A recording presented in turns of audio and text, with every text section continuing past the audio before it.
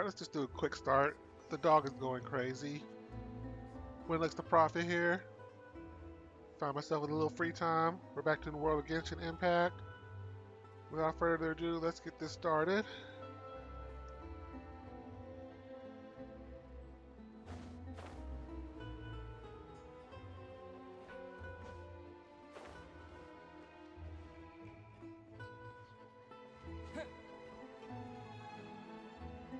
Yep, there's the room, and it's empty and waiting for us as promised.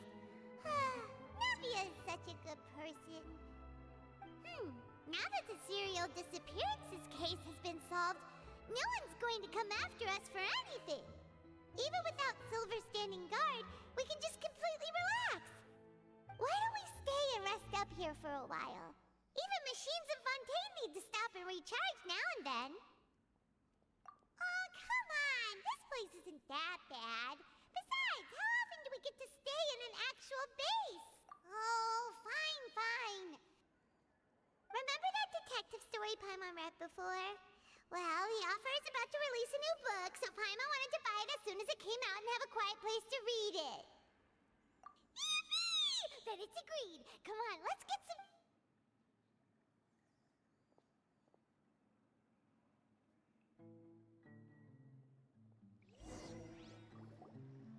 Paimon didn't expect that style at all. Even though it's a detective novel, it's also like a social documentary. Whew, it's actually pretty good. No? Paimon just spends a bit more time sleeping than you, that's all. Excuse me, but do you know if the Traveler and Paimon are lodging here? Huh? Who are you? Paimon doesn't recall seeing you before. Wait, you're not here to give us trouble, are you? A blonde traveler and a chatty little fairy. Whew, looks like I found the place. Good thing I asked the Spina di Rosula. Seems they sent me the right way. Hey, what do you mean by chatty? Paimon's always careful not to talk too much. Most of the time, anyway. It's an honor to meet you both. I was sent from the Palais Mermonia. Monsieur Nourilet wishes to see you. It seems he has something important to discuss in person. Neuvillette? He wants to see us again already? Huh. We talked so much the last time we met. Has something happened since then? I am not privy to the details. It would be best if you came to the Palais Mermonia and asked Monsieur Nourilet in person. If you say so, but... Paimon has a bad feeling about this. Now that I've delivered the message, I'll take my leave. Thanks! We haven't left the room for a few days, so we'll head over once we've freshened up a bit.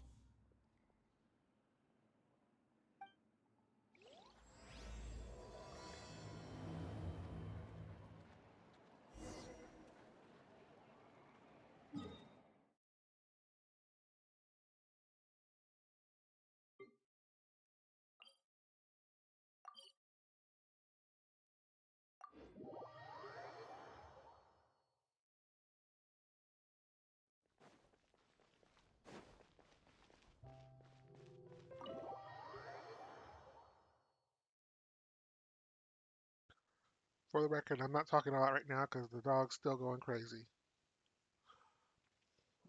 Well, don't take my word. I'll leave the mic on for a little bit. You'll hear. Or hopefully you don't.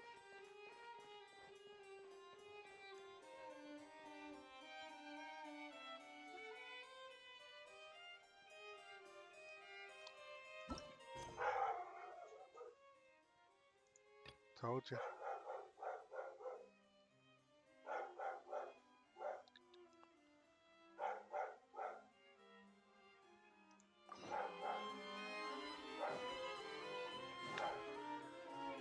Yeah, we had a guy come by offering lawn care services, and dog has stopped barking since.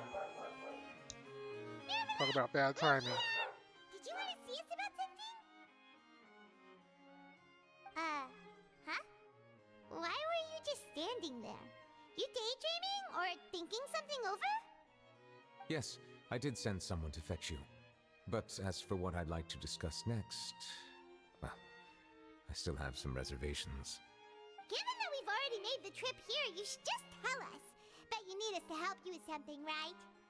I do indeed have something I'd like to ask you to do. However, you should wait until after I tell you the details, then decide for yourselves whether you'd like to help or not.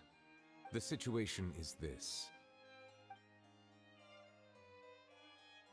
If I'm understanding you correctly, the Snezhnayan Harbinger known as the Knave has essentially requested a diplomatic meeting with you, correct?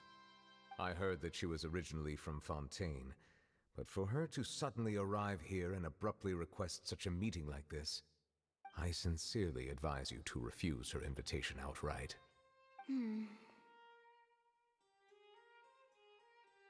I'm sure you're aware that her purpose is most likely related to Child's recent predicament. We convicted one of the Snezhnayan Harbingers in a court of law, but we have yet to provide any form of detailed report on the matter. This does indeed provide an opportunity for Snezhnaya to put pressure on us.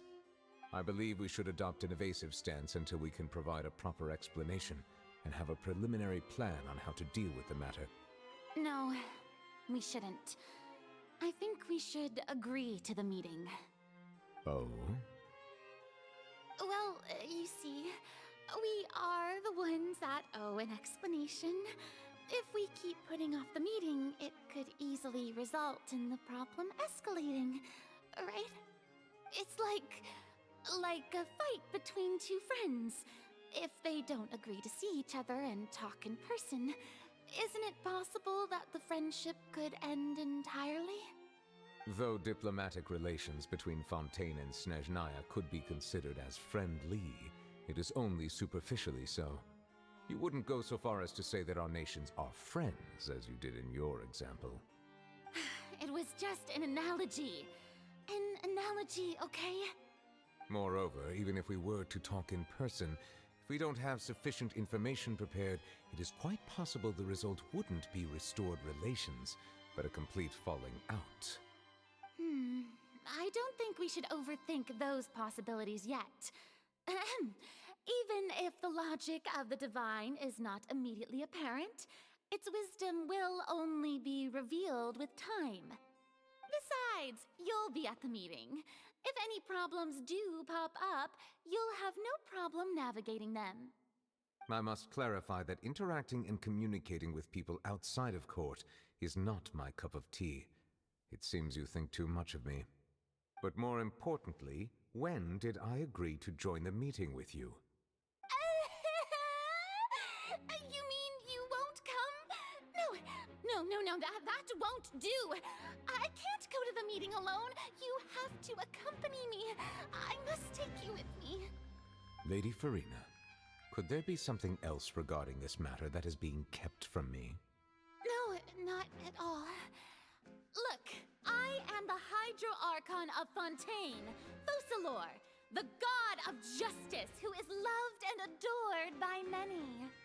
So I only hope that justice will be served in this matter. Don't overthink it. I'll go find someone to arrange the meeting.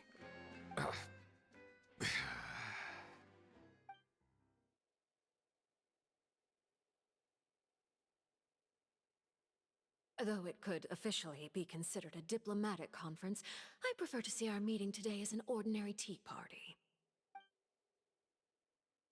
I assume you see it the same way, Miss Farina?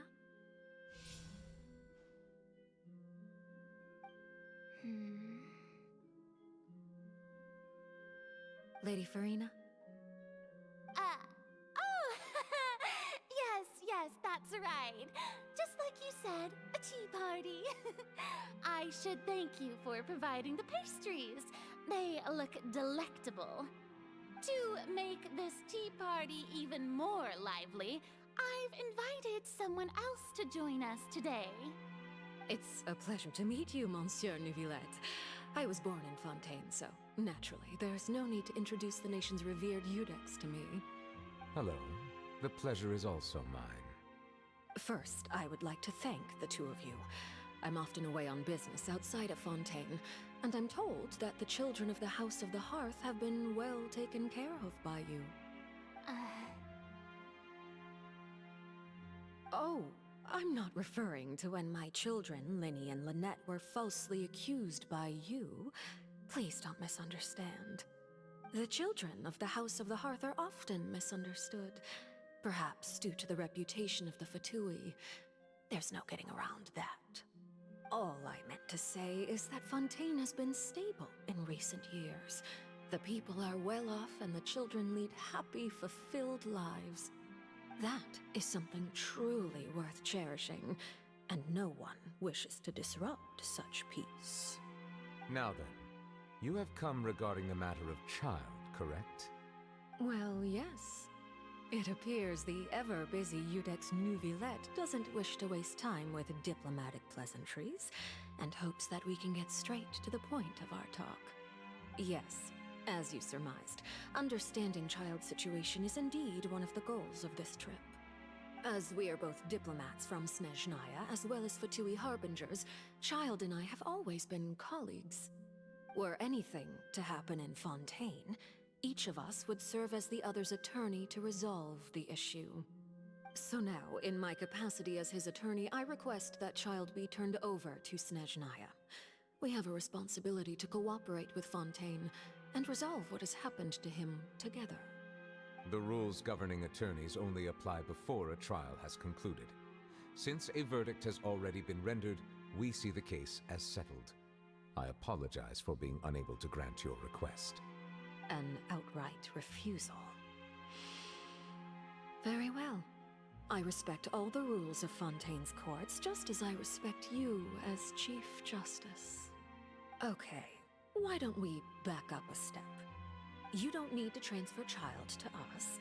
I only request to enter the Fortress of Meripede to see Child and confirm his condition.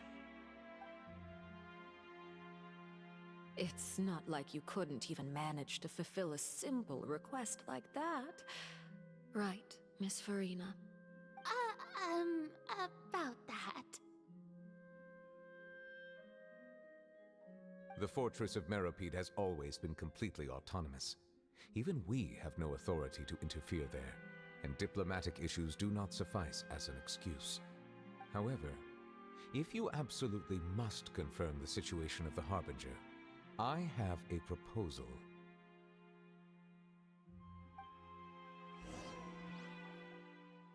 The knave showed up already? Well, Linny did say that Father will be returning soon. We didn't even know that Linny was from the House of the Hearth at the time, so we kinda overlooked that information. Yes, thank you for your kind advice. I'm well aware of the situation. I also noticed that Lady Farina acts a little odd and unnatural whenever I bring up matters related to the knave. Could the knave be threatening Lady Farina or something? If that were the case, then why wouldn't Lady Farina inform me? And what means could the knave possibly have to twist the arm of an Archon? So maybe that's not very likely. Even though Farina can act a little weird at times, she's still an Archon. In reality, this problem is even more thorny than it appears. According to reports from the Fortress of Meripede, Child recently disappeared under mysterious circumstances. The details are still unclear. We cannot rule out an escape, but there have also been no reports of him outside of the Fortress of Meripede. Special guards oversee the fortress, and its internal systems are extensive. Combined with the special characteristics of the surrounding terrain, an escape should not be possible. I suspect that there's something else behind Child's disappearance. I was only willing to share this information with you because you are friends of Child, and it is my duty to see justice done. So this is what you wanted to see us about before. Yes. I would like you to go to the Fortress of Meripede and investigate Child's disappearance. This was my proposal during our meeting with the knave. Rather than allowing her to intervene, the knave did not seem satisfied by my proposal, but she still agreed to go along with it for— So that means we bought ourselves some time! Firstly, you're already acquainted with Child. Your eyes may discern relevant details there that others would miss. And secondly, is the consideration of the unique nature of the Fortress of Meripede. Isn't it just Fontaine's prison? I would not define it so crudely. The Fortress of Meripede is not affiliated with the court system of Fontaine on paper. It has always existed as an autonomous entity.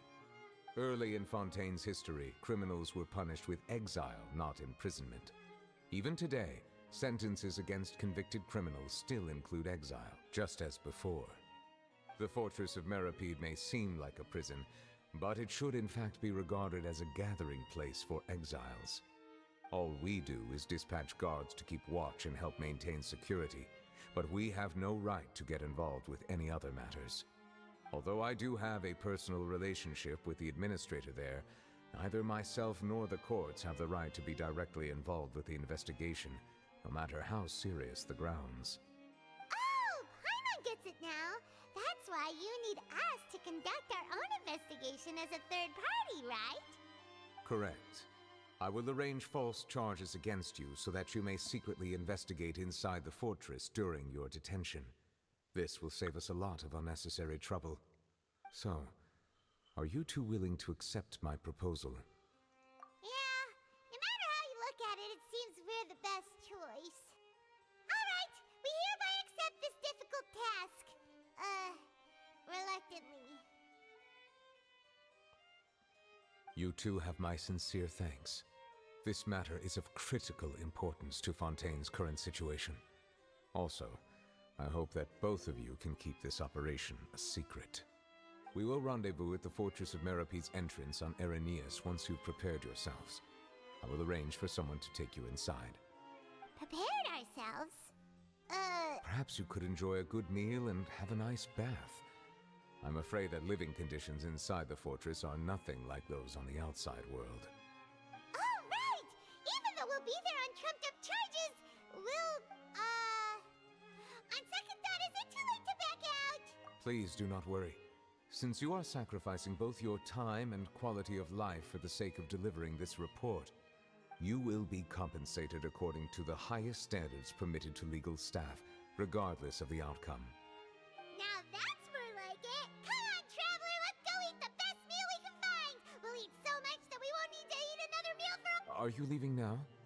In that case, please take this cake as a token of my personal gratitude.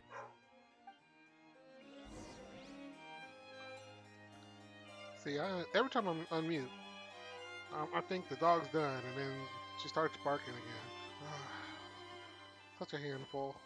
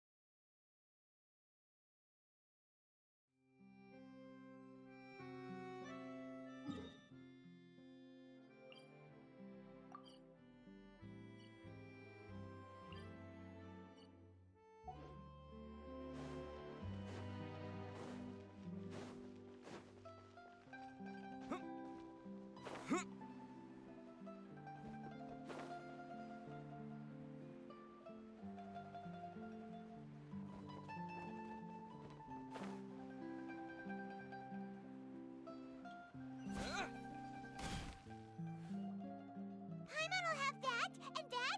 Oh, and one of those too? No, Fontaine, thank you. That cake was pretty good. But as soon as Paimon remembered that we were about to go to prison, Paimon's stomach suddenly became completely empty. Now that Paimon Paimon's thinks about stomach's it, never full. we've always been super careful ever since we arrived in Fontaine. Just to avoid breaking any strange laws here. But here we are, about to willingly send ourselves off to the Fortress of Meripede. Maybe this is what they call fate. Let's just try our best to investigate everything quickly once we get there. Paimon doesn't want to stay in prison too long.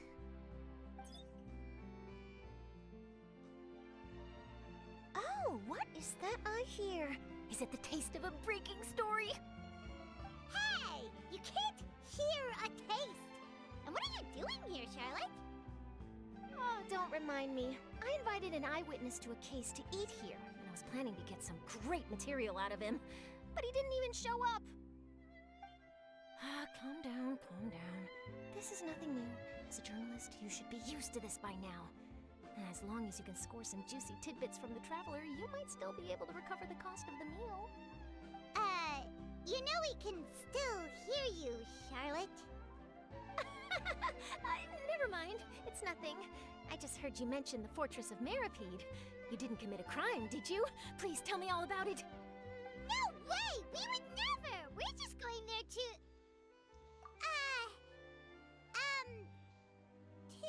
Oh, Paimon. Oh no, Paimon almost forgot that Neverlet told us to keep it a secret.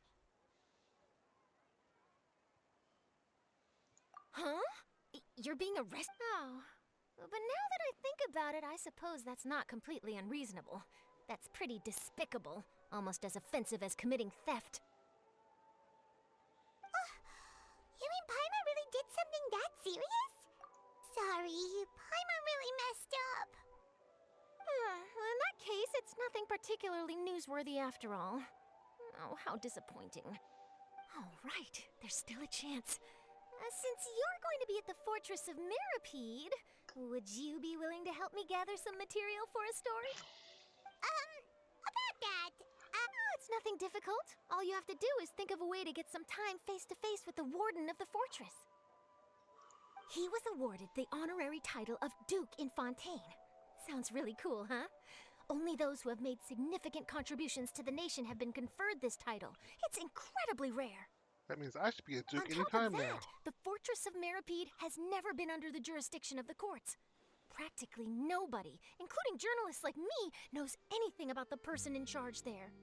Oh, if I could write an exclusive article about him, I bet it would sell a boatload of papers. you make it sound easy, but it really depends. Of course, I wouldn't ask you to do it for free, so this meal is on me. All right, you got a deal. We'll do anything you want. Oh, Paimon. Then it's settled. The food should be here any second, right? Huh? Wait, just how much did you order?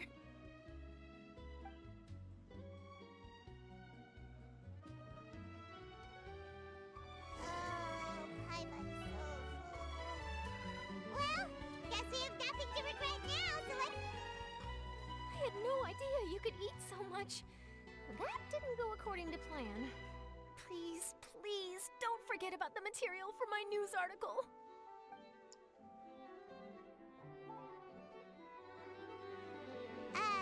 Wait.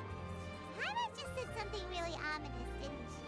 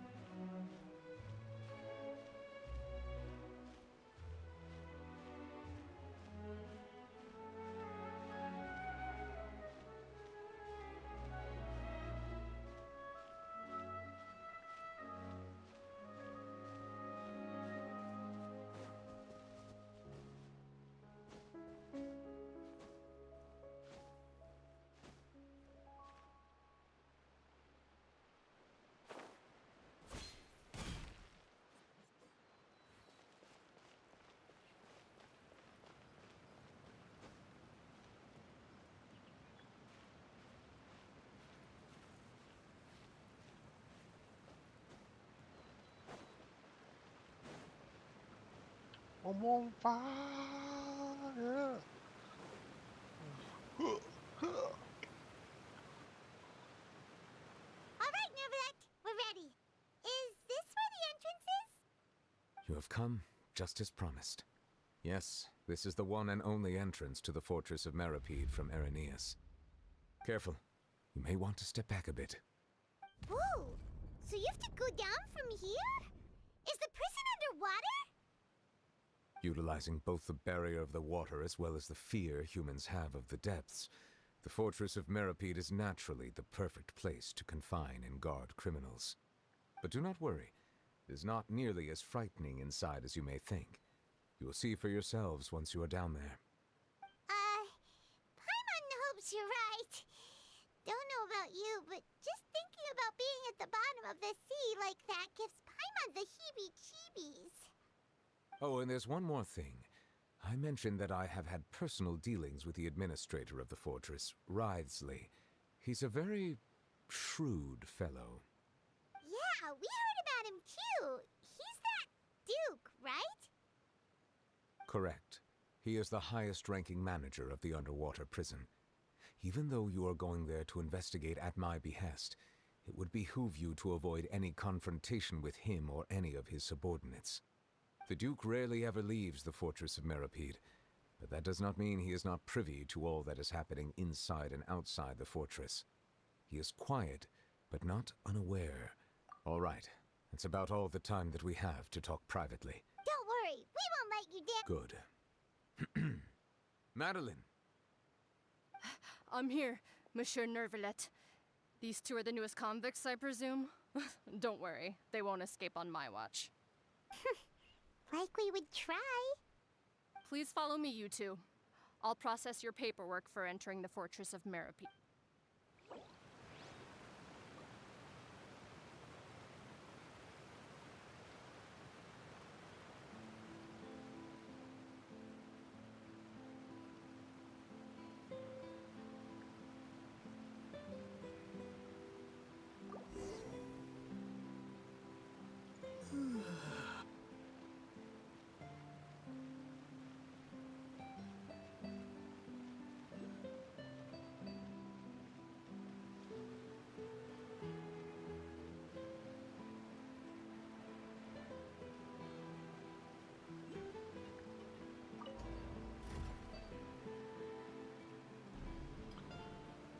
You know, the whole interrupting and letting you choose your path there must be new.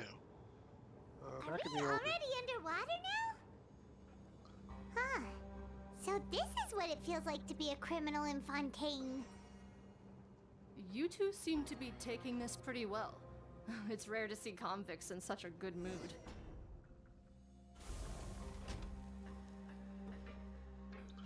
back in the old days, you know, let's see. Yeah, Inazuma and Sumeru and Leeway and Fontaine. If I had a quest that was competing in a different area, I'd have to stop the current quest to go finish that quest before I can continue.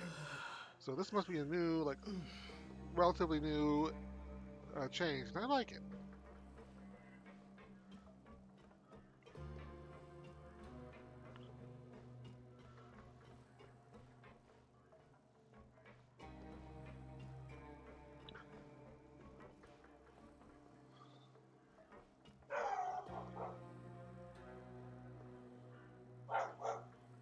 Every single time I talk.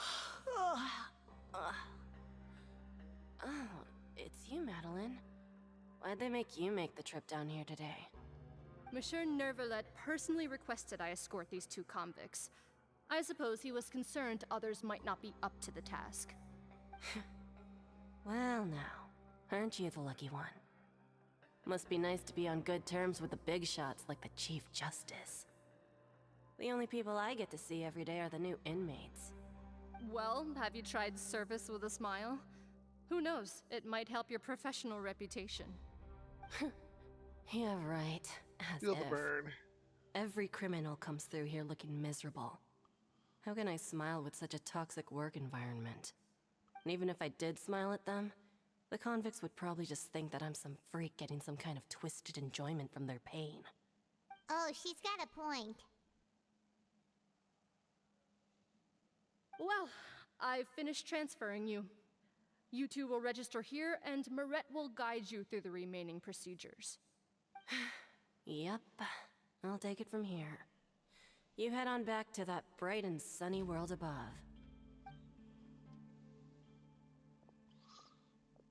Okay, let me see. You are the Traveler and Paimon, correct? That would be us. Let me confirm your charges and sentence. Let's see.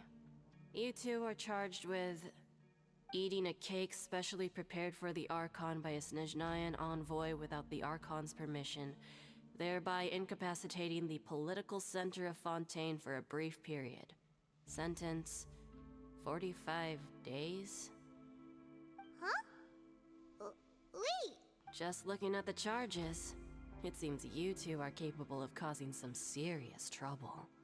And considering how fond Lady Furina is of sweets, this crime is tantamount to trying to assassinate the Hydro Archon herself.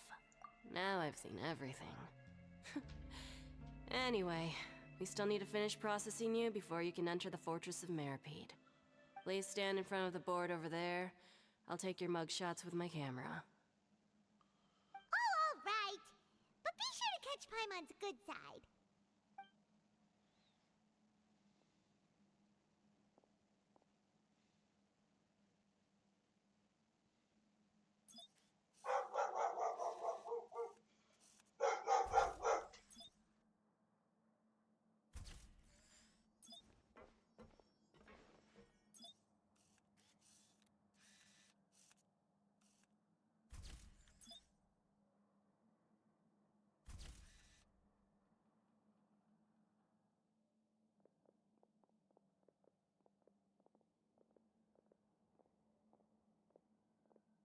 And we're done. Thank you for your cooperation. Next, someone will be along to guide you inside the fortress. Please be sure to cherish this opportunity for rebirth. Huh? Rebirth? Isn't that a little much? We're only gonna be here for 45 days! You two are the new inmates, right? Follow me. Oh, okay. Paimon is Paimon and this is the Traveler. Save it. Not like I'll remember your names. Move it.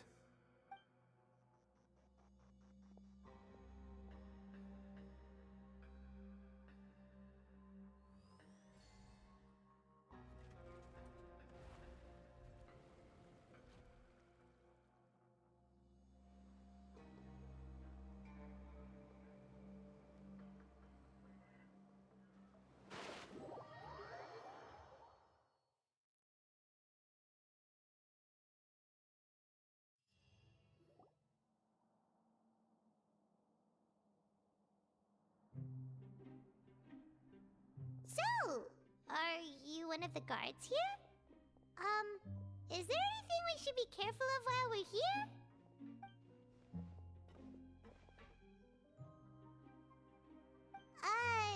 Did Paimon already ask something she wasn't supposed to? Why should I tell you anything? What's in it for me?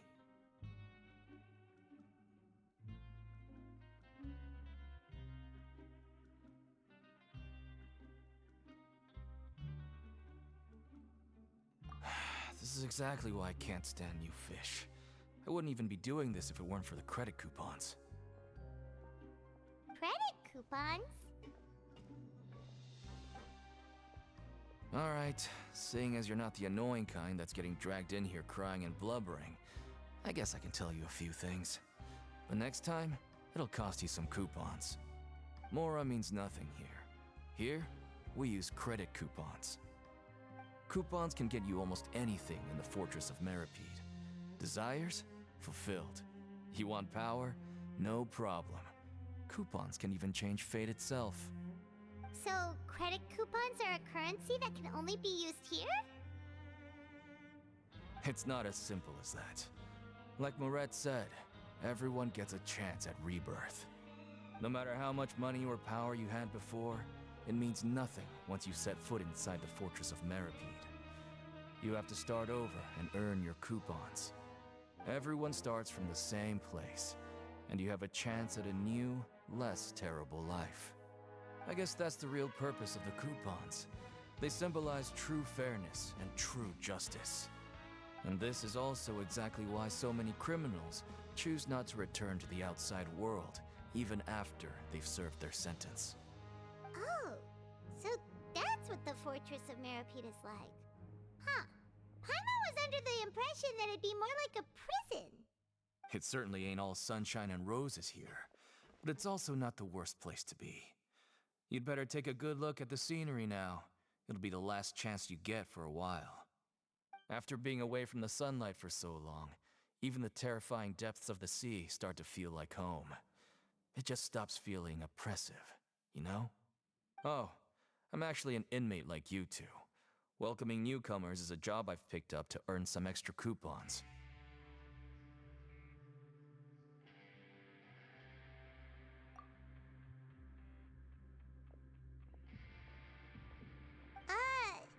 Why aren't you answering us again? I've told you enough for free. Any more info is gonna cost you.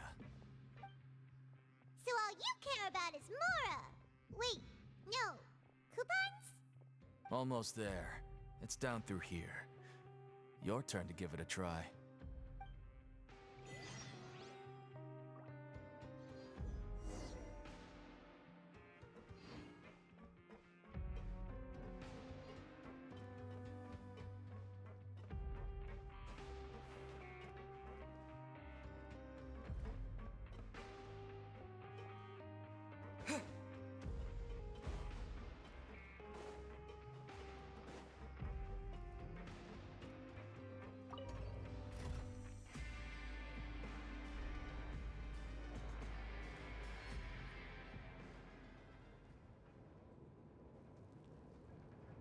Some of the engineering designs here are kind of interesting. I like these elevator doors.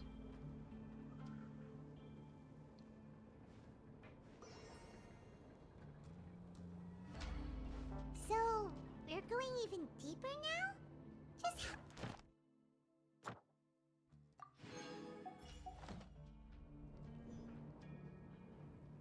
It's like a metaphor for your previous life, isn't it? Our lives weren't that bad.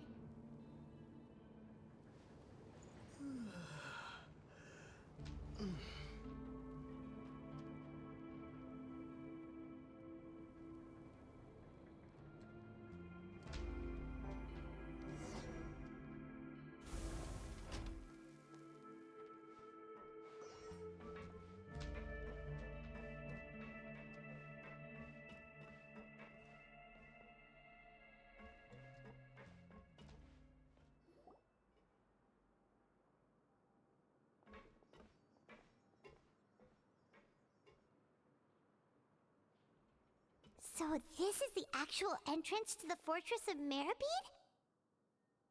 Huh. It looks like there are other new arrivals, too. Oh, they sure don't look happy. Maybe we look too relaxed for fresh convicts. Oh, right. We're on someone else's territory now. If we're discovered, even Neuvillette might not be able to rescue us. Hey! Don't scare Paimon! Oh, Paimon's not ready for all this! Look, I don't really know you, and I have no idea what kind of crime you committed, but... You wouldn't have happened to anger someone important, did you? Someone important? Now's not the time to worry about that.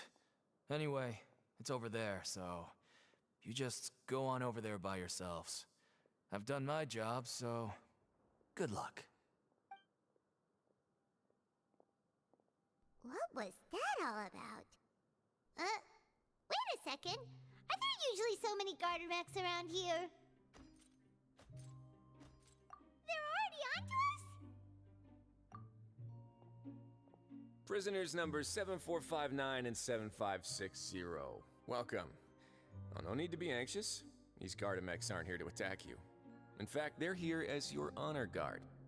When I heard that you were friends of Monsieur Neuvillette, I had the guard mechs come and wait in formation. Wait, you know about our connection with— The seafloor isn't as cut off from the world as you might imagine. However, I'm afraid that I know nothing more than that you are friends of the Udex. And as you can see, committing a crime means being sentenced here, even if you're friends with the Chief Justice. The Duke! Greetings, Your Grace. Lovely weather today, isn't it? Huh, greetings, my good fellow.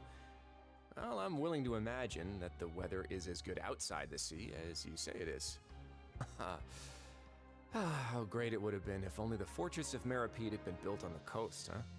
It would have been so convenient to enjoy a nice chat in the sunshine.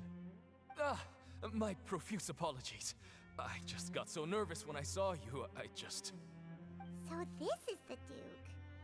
He sure looks a lot younger than Paimon imagined. The Traveler and Paimon, correct? Mr. Deacon here was responsible for your welcome. I trust you were satisfied with his guidance?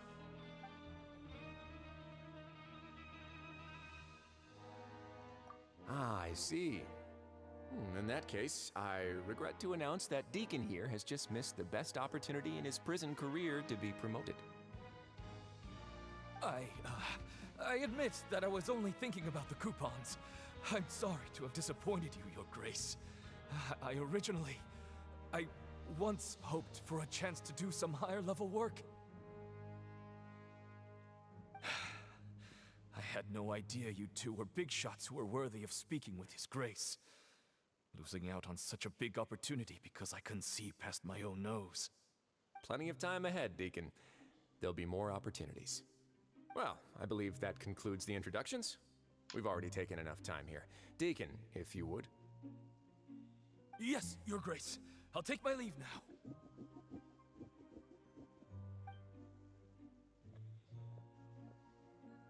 Please, follow me. To make you feel more welcome, I'll show you around the various facilities of the Fortress of Meripede. I hope it'll help you adjust to life here. He's going to personally give us a cure? Huh. No wonder Charlotte's so interested in him. He's one of those mysterious types. Alright, let's...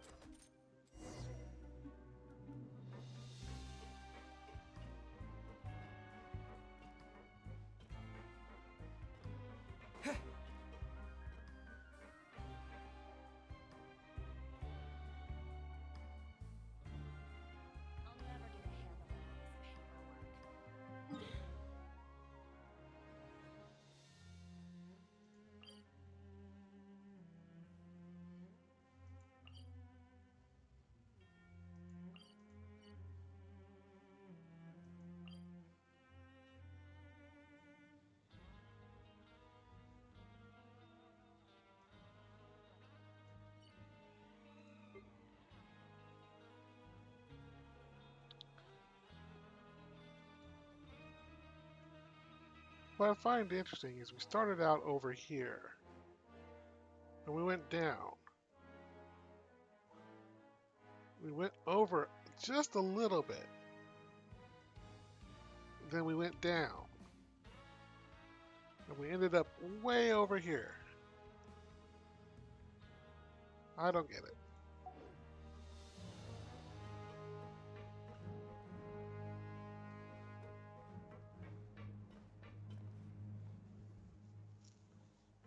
There's no need to be so reserved. The label of criminal is nothing but one of many identities. And being criminally inclined here at the fortress is just one of many ways to survive. Is it really okay for the warden to think like that? We're real criminals, you know. What if we're too difficult to handle?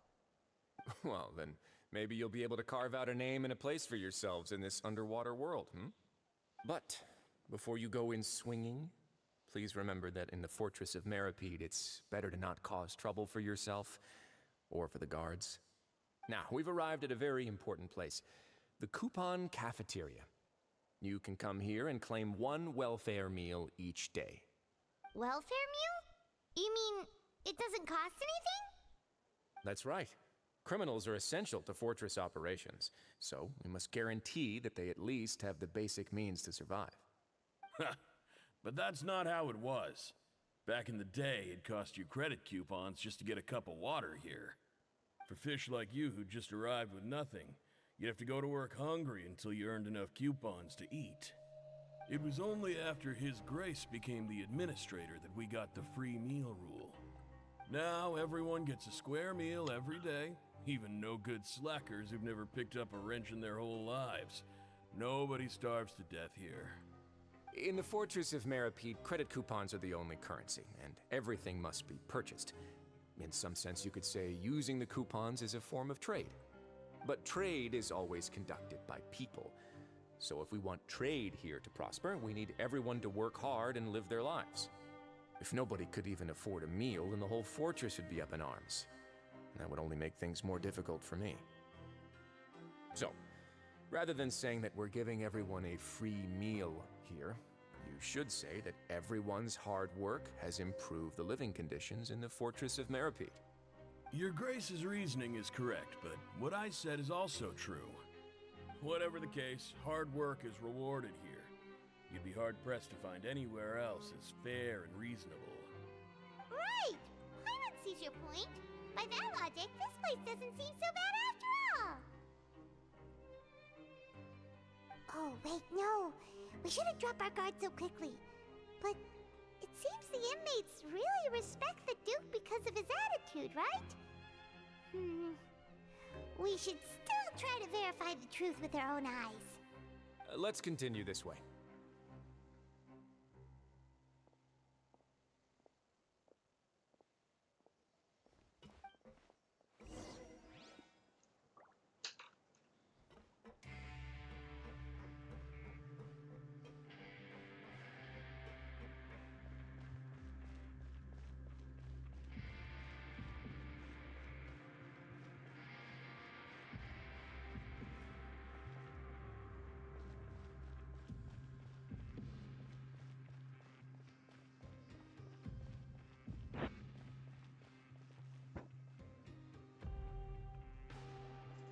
This place is known as the Pancration Ring.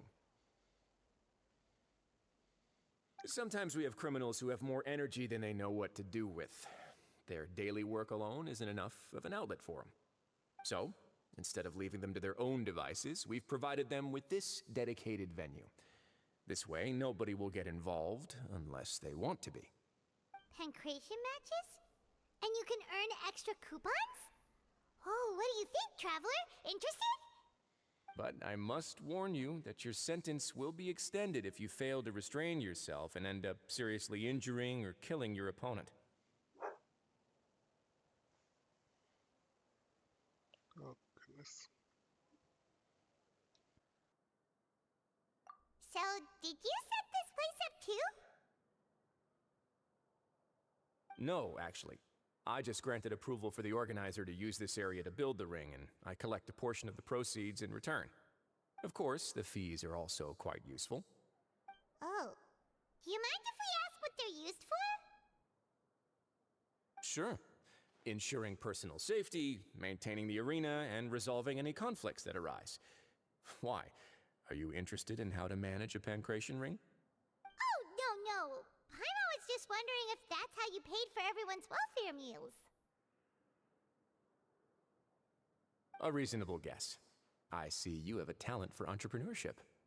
Oh, you hear that? Paimon has a talent! So we could start a business here? That is something you can discuss between yourselves later. Let's move on for now.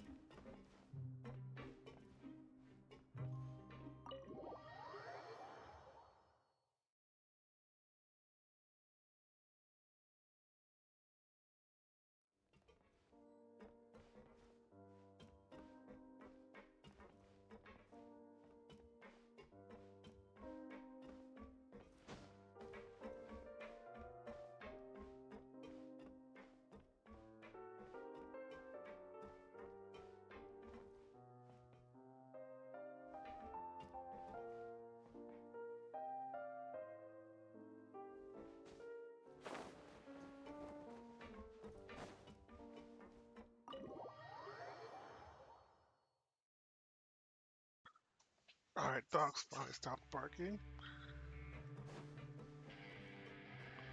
For now, at least.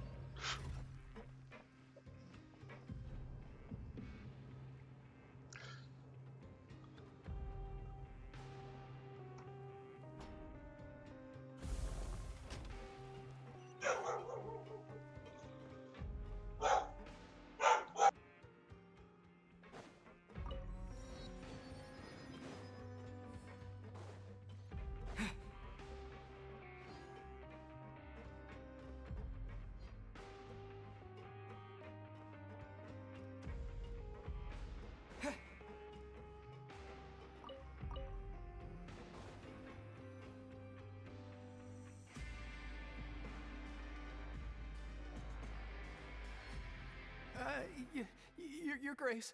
Good morning. I mean, good afternoon. No, wait, what time is it again? What time indeed? Time waits for no one, so it's best to keep an eye on it. My apologies, Your Grace. Jeez, that guy's so nervous he almost forgot to breathe. Sorry, forgive my manners. These are the dormitories, which is where inmates sleep. The guards will inform you where your bunk is later. In the Fortress of Meripede, criminals usually spend most of their time in either the production zone or the sleeping areas. The production zone? What does it produce? Is that where we'll be working? Not necessarily. Though working in the production zone is the most reliable way to earn credit coupons. If you have other skills, you can skip your shifts to earn them in other ways.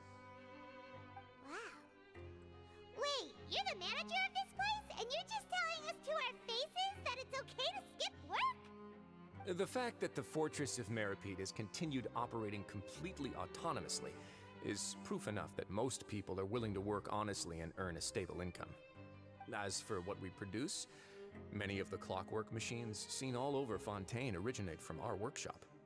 Therefore, the Fortress of Meripede is not only a place where criminals serve their sentences, but also a giant machine factory. There's no need for me to get into specifics about the production process now. You'll experience it all firsthand when you report for work tomorrow.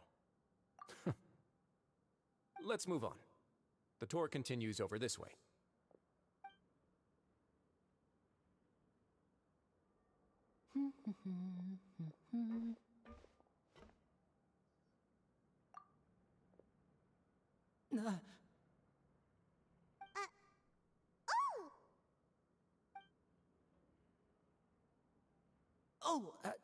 You really scared me there. I didn't expect to see you here, Your Grace. I thought maybe I was so tired from work that I was starting to see things. The only thing you should be seeing is the work in front of you. Stay focused and keep up the pace. Oh? Is something the matter? It's nothing. Paimon's just worried about how hard we'll have to work tomorrow.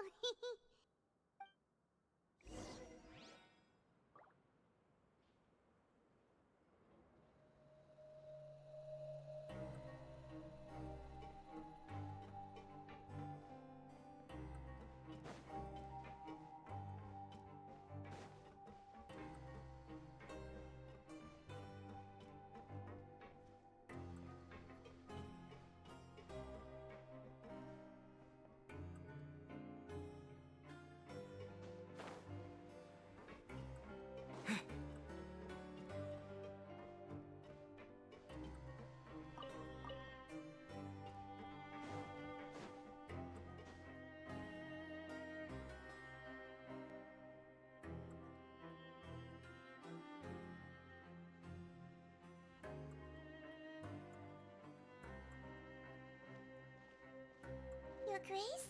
What are you doing in the infirmary at a time like this? Oh no, you didn't injure yourself, did you? Not yet, unfortunately for you. But thank you for your concern, Siegeween. Then you must be here for those two. Allow me to introduce you.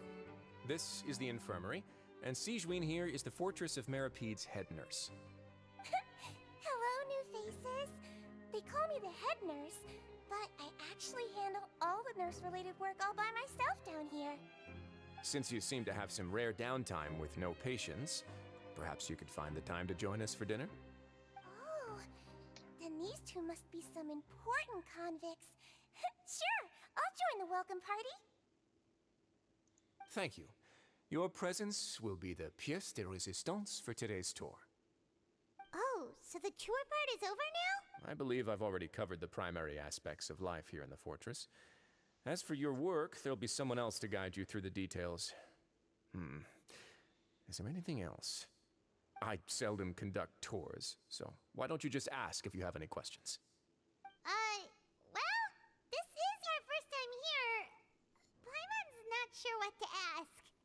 Then let's head back to the coupon cafeteria. Maybe a meal will help you think up some questions. You should at least try to be excited. Our free meals are actually pretty good here.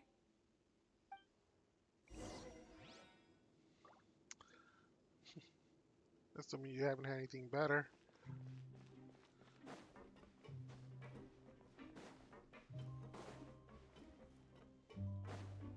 Can I just jump down or?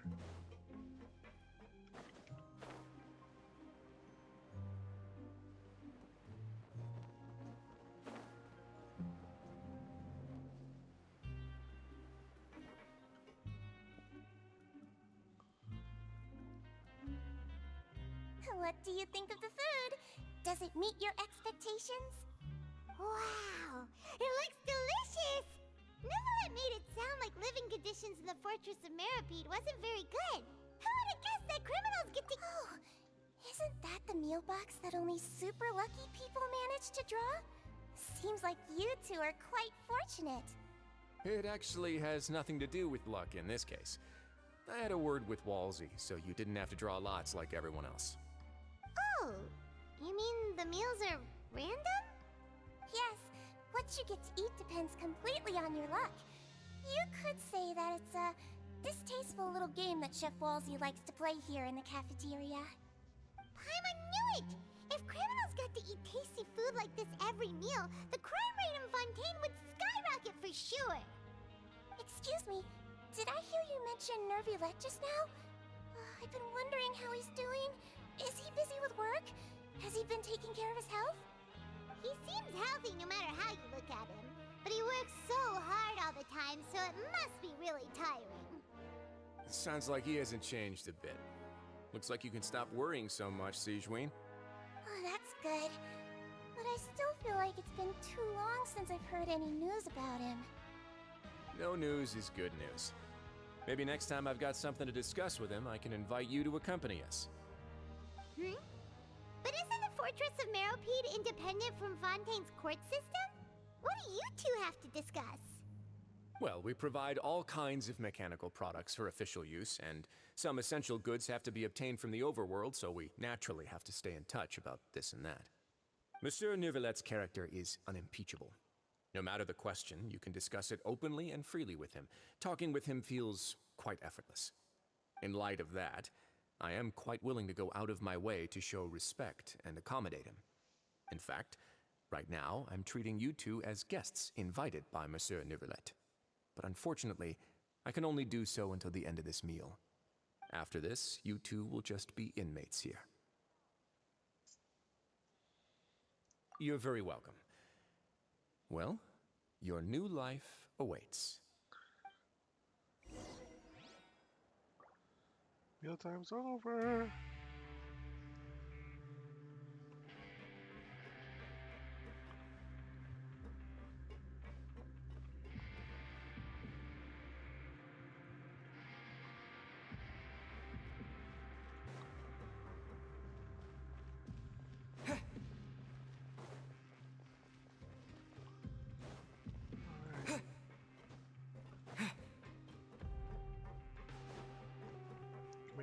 Make use of the wayport.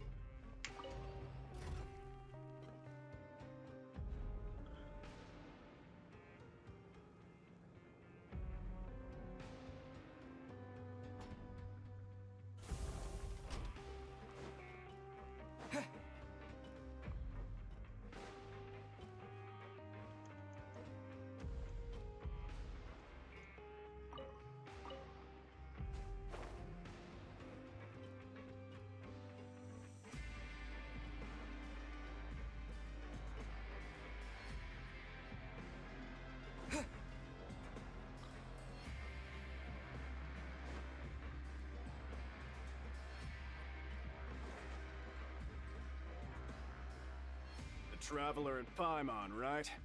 Listen up. As new inmates, the only thing you need to worry about is what to do and when to do it. Don't make any extra trouble for yourself. Your bunks are right over there. Follow me.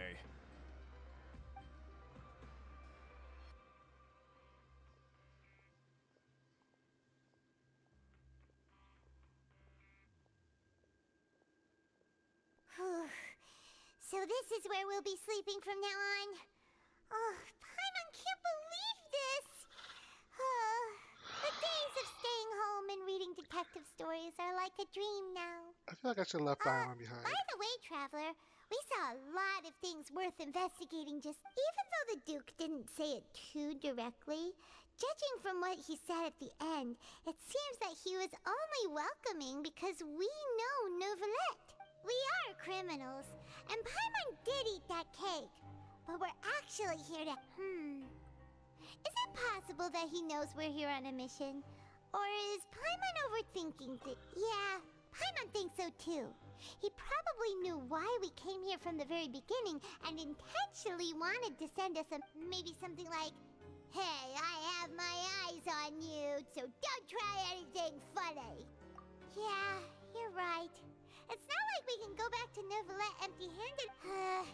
And besides, the Duke said that he was willing to go out of his way to show respect for Novelette, right? So, we at least need to try.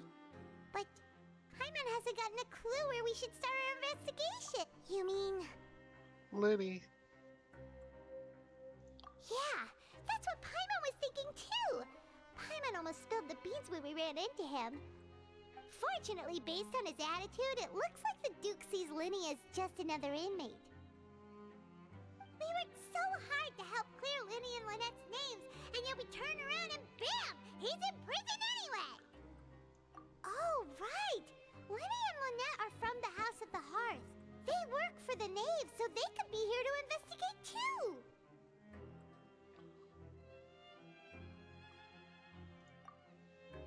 Huh? Oh, it's a card! Paimon didn't notice it earlier. It looks like a magician's prop. Lenny must have left it here. He's in prison and still doing his little tricks, huh? Let Paimon have a look. It was nice to bump into you again. Let's catch up in the... What in the world? It's written like he's greeting a buddy on the street. Paimon thought he'd write something important. If you say so, we can ask him what's going on tomorrow.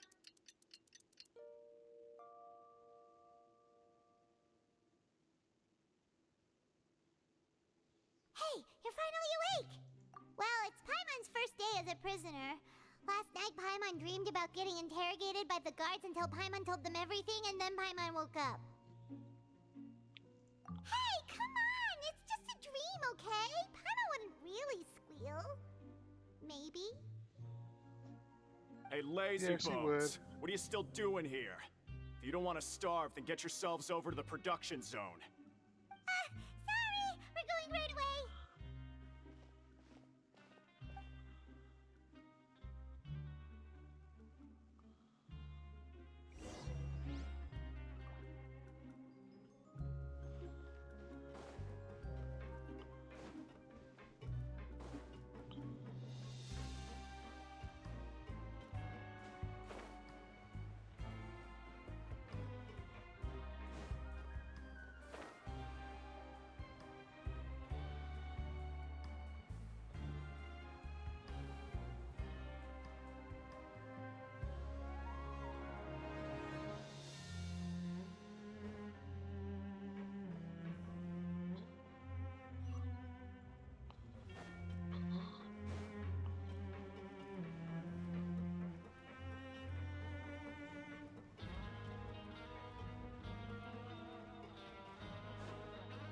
Oh, it's up and down. Okay.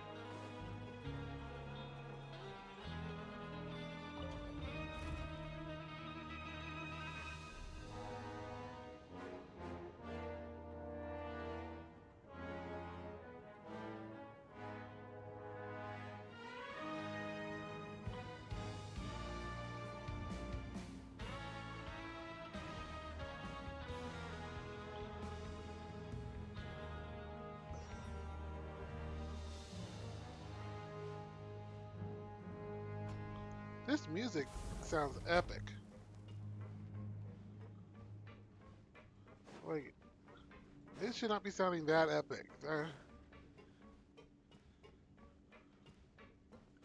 Not very busy for a production zone either. Ah, you must be the catch of the day. Looks like you've got some luck getting assigned this space. Yep, we just arrived yesterday and... Don't interrupt me when I'm speaking! Yes, sir. Listen carefully to my instructions. I don't want any mishaps. Every machine here is worth more than the both of you. Working around these machines can be very dangerous. Do your job well, and you can eat in the cafeteria after your shift. Get sloppy, and you dine in the infirmary. Anyway, the Fortress of Merope doesn't want to lose a single one of its machines. And it also doesn't want to waste the production potential of any inmate. You got that? Got it.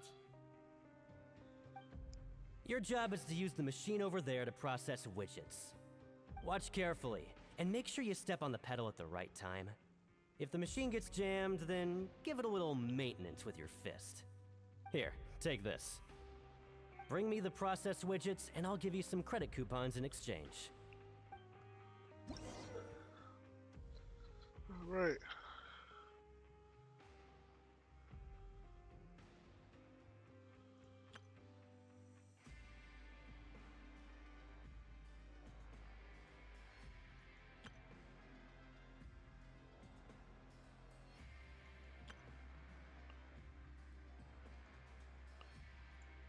Alright.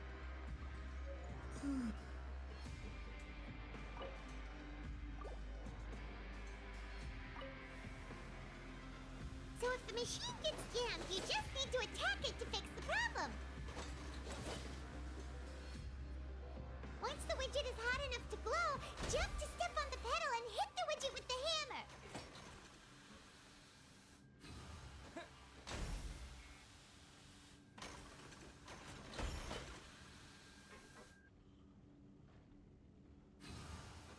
Okay, you got this! Great! Now we can report back to the foreman and give him the processed widget. Huh. This one is tolerable. Though, since the processing is done by machine, the product is all pretty much the same anyway. Alright, I'll pass you for now. And we'll count up how many credit coupons you've earned. Oh, Paimon's exhausted. We're done now, right? Oh, that foreman. He's so scary that Paimon couldn't even speak. Ugh. Even though Paimon's starving and wants to head straight to the coupon cafeteria, we still need to meet Lenny first, right? He probably just finished up his work, too. He should be around here somewhere. whenever we do these I'm in prison, undercover kind of quests, I always get a sense of deja vu.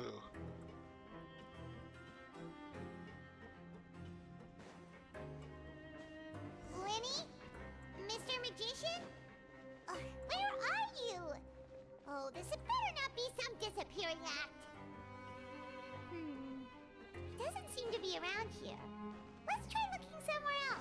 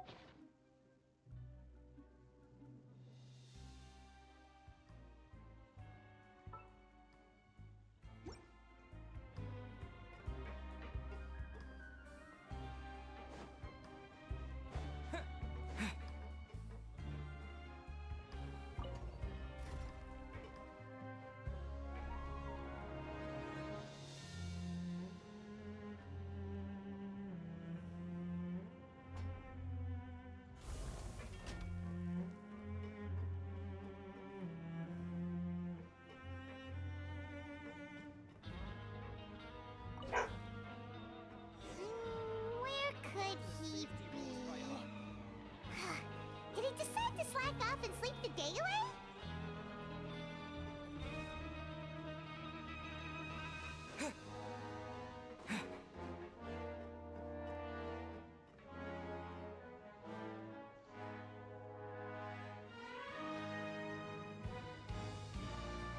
Hey, over here. Oh, you scared Paimon! How did you appear out of nowhere like that? Oh, you scare so easily now? Is there something worrying you these days? Oh, you little... The only thing we're worried about was trying to find you. Sorry. Come over here and keep it down.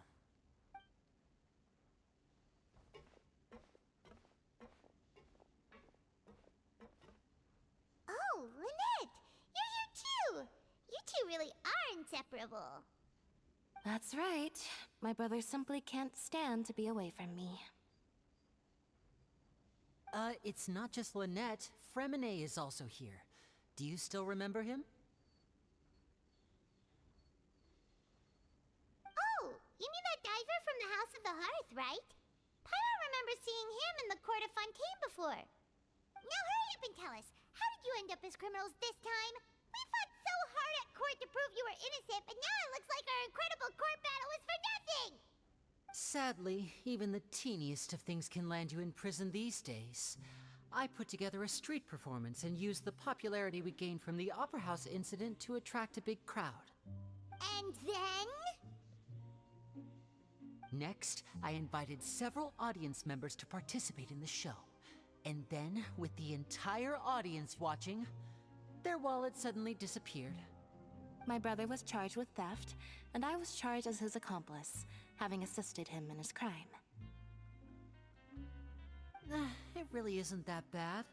The missing wallets are all in the leftmost drawer of the Maison Gardiennage's big filing cabinet. We just need to see how long it takes to discover them. Yep, we should be released then. In terms of the magic trick itself, I think the performance went perfectly. Leave it to Lenny to magic himself into prison.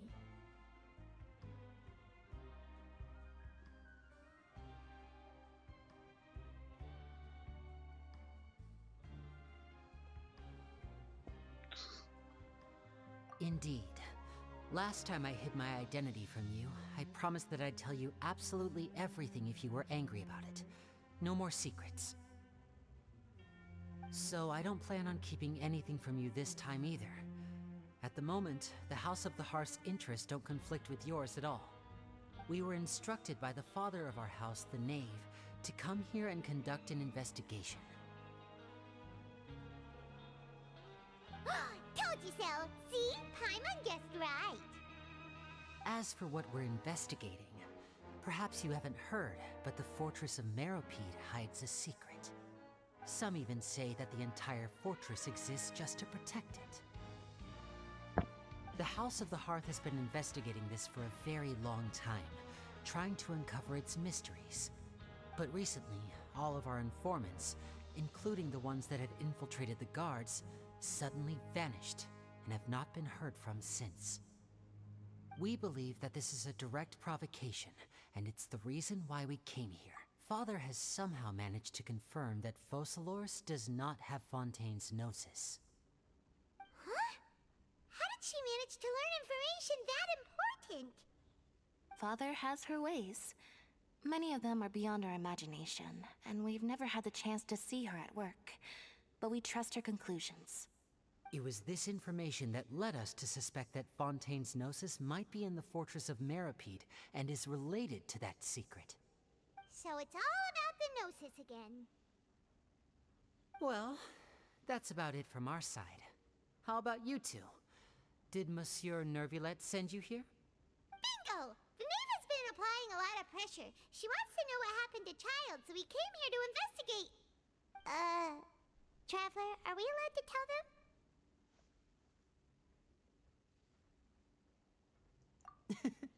You don't need to worry too much about that. She's just asking for a report on Master Child's predicament as a means of pressuring you. Father used this situation as a pretext to negotiate with two high-ranking officials in the court of Fontaine. She actually just wants to be able to make concessions on this matter for gains elsewhere, almost like a bargaining chip. Sometimes you need an excuse to do things you otherwise couldn't. And a harbinger is more valuable than you might imagine. Of course, it's not a complete farce. If we do manage to find out what happened to Master Child 2, then diplomatic relations with Fontaine could improve, and Snezhnaya might even be able to adjust its stance a bit. Is it just Paimon, or does it feel like we're the only ones who actually care about Child's situation? The relationship between the Harbingers must be as bad as ever. I wouldn't go that far. Father just has different standards than we do when it comes to what can be sacrificed for an advantage. By the way, I have a suggestion. Why don't we team up? Even though we have different objectives, we're both here to investigate the fortress of Meripede. It would be more efficient for us to work together. As you know, the House of the Hearth has many reasons to seek the Gnosis, but our highest priority remains resolving the prophesized crisis. You can trust us on that. See, I told you. Is that so? Sure enough, it won't be easy to convince them to cooperate with us. Lenny seems to be thinking pretty hard about something. Of course he is. Lenny has been looking forward to a chance to reach an understanding with you ever since last we met. Or, I should say, we were really looking forward to teaming up with you this time. Lynette, just tell them everything, why don't you? It's okay to open up a little.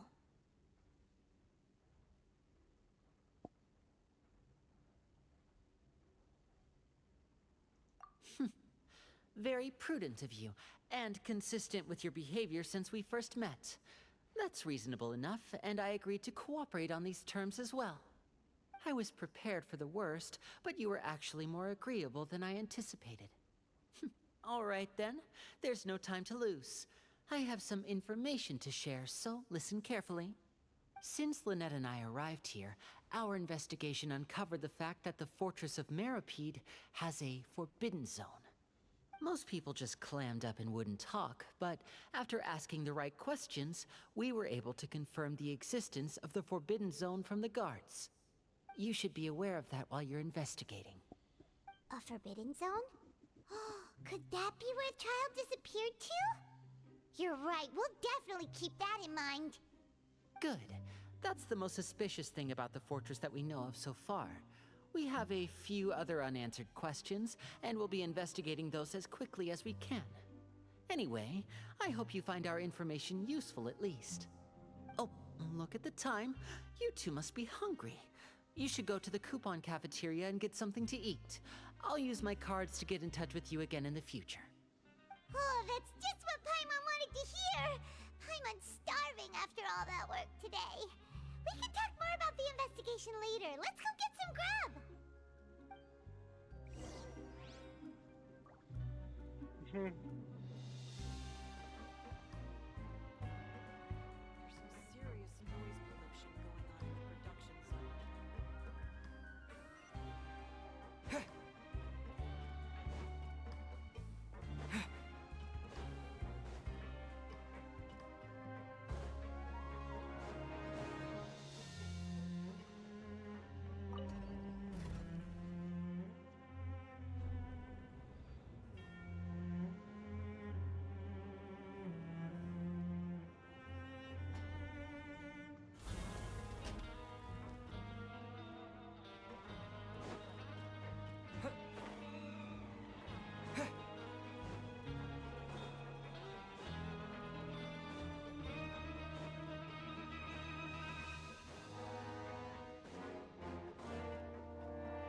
Has a Star Wars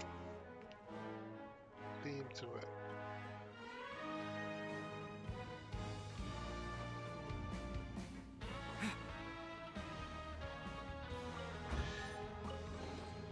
I'll keep this close. Oh.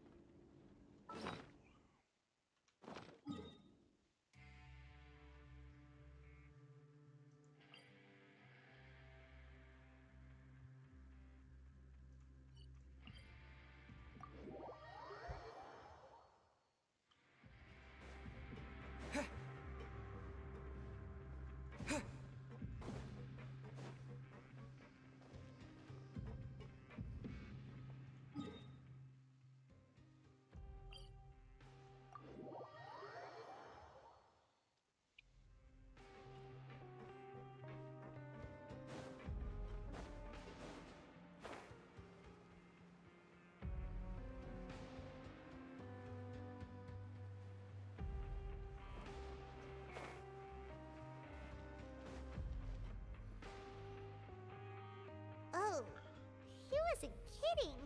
Today's meal is nowhere near as good as last time. Oh, who knows if... forget about it then. We'll just deal with the regular food for the time being. Let's just get out of here as soon as possible. But life here doesn't seem all that bad. Other than the foreman being kind of mean and the work being pretty tiring. You think so, mate? If I had a coupon for every fish who said that. Seems you fishies still haven't learned your lessons from your life up on the surface. If you take things at face value, then by the time you reach a dead end, you won't even know how you ended up on that road in the first place. I like your attitude. I can, let you in on a little something. Everyone's been telling you to just follow the rules and not cause any trouble for yourself. Am I right? But what they don't tell you is that the rules aren't exactly what they pretend to be. The rules for being a prisoner. The truth is, this place has a lot of hidden rules. Huh? Hidden rules? What do you mean? Not everyone knows about those rules, but whether you know them or not, once you break one, you might encounter something even worse than death.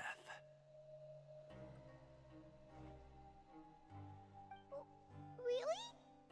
Oh, now you're really scaring poor Paimon. Don't joke around like that! Of course. And I'd say that just disappearing would be one of the better outcomes.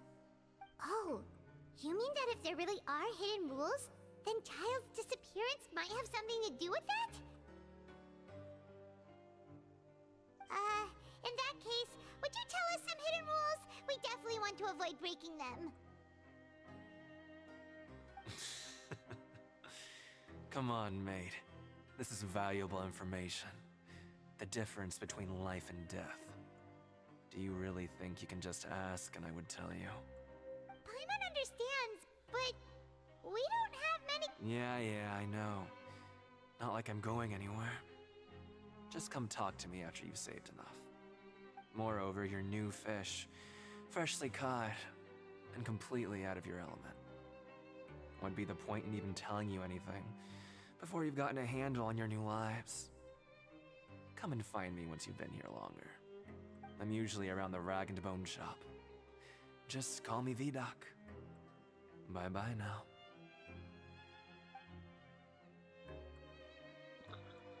He left. Interesting. Just like that. Huh. Do you think he's just trying to scare us into buying fake information from him? Yeah. It might be a good place to start in our investigation. Hidden rules, huh? But, like he said, we don't have any coupons, and we're still not familiar with this place. Oh, there's nothing we can do about it now. Ah, we were so busy talking, we almost forgot to eat. Even if it's not the best, it's probably better while it's warm. Come on, dig in before it gets cold. Oh, excuse me.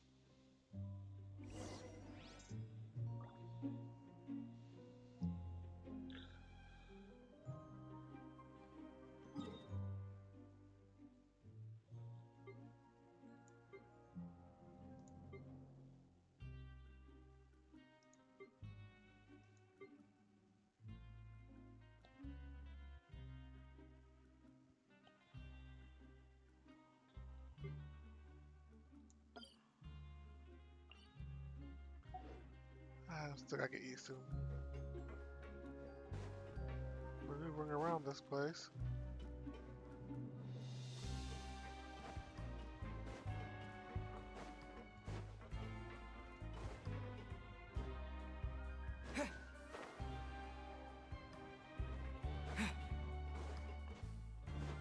Let's go.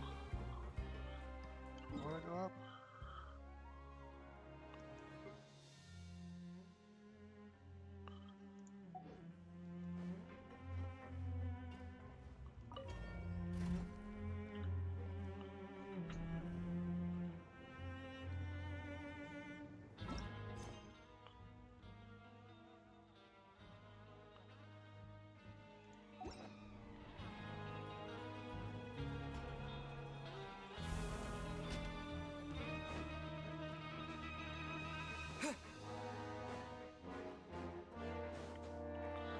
Yeah, this music could have been John Williams himself.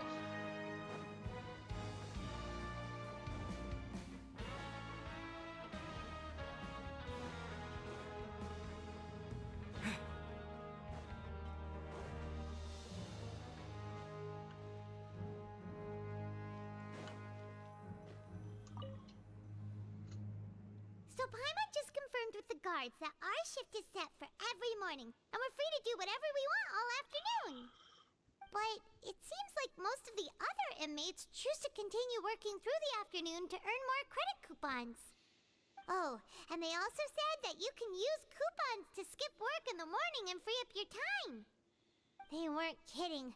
Credit coupons really can be used to do anything here. Paimon's so tired.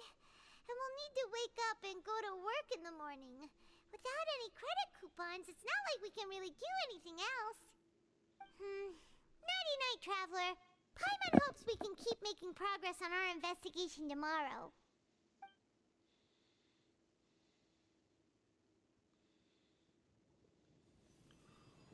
Ooh, dream time.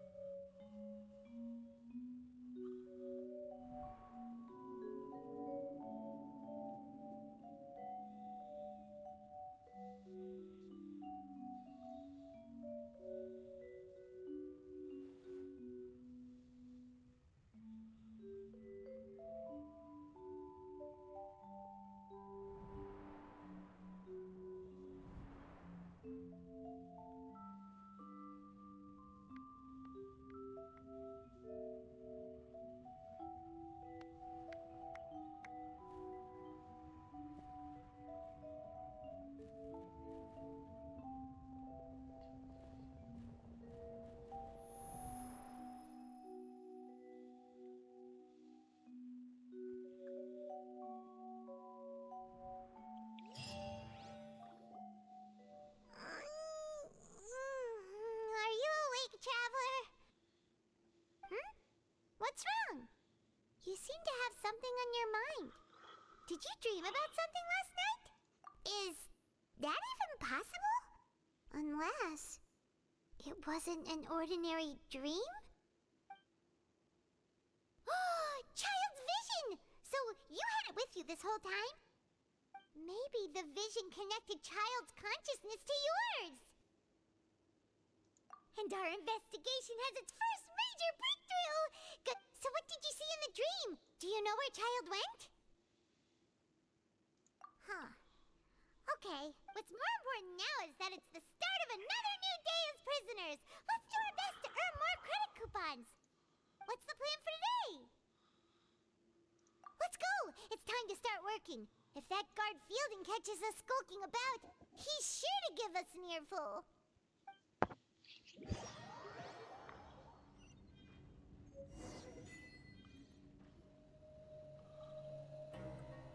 Look who decided to show up. Get your butts in gear and get to work. Time's a-wasting. Good, here you go. Remember to get...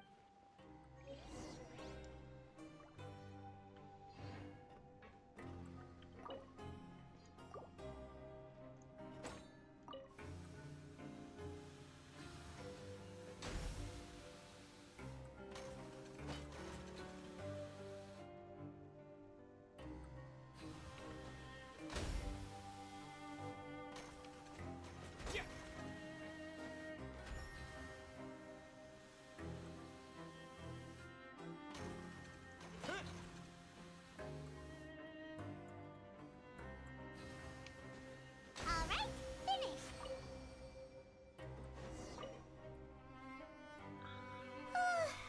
Paimon's beat.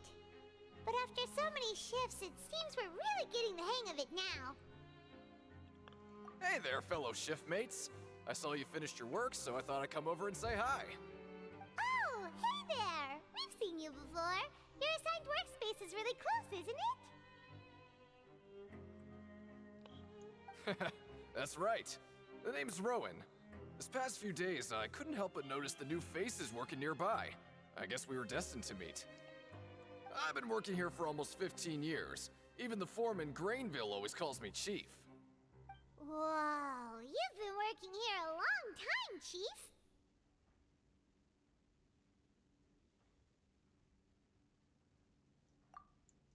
Hey, not so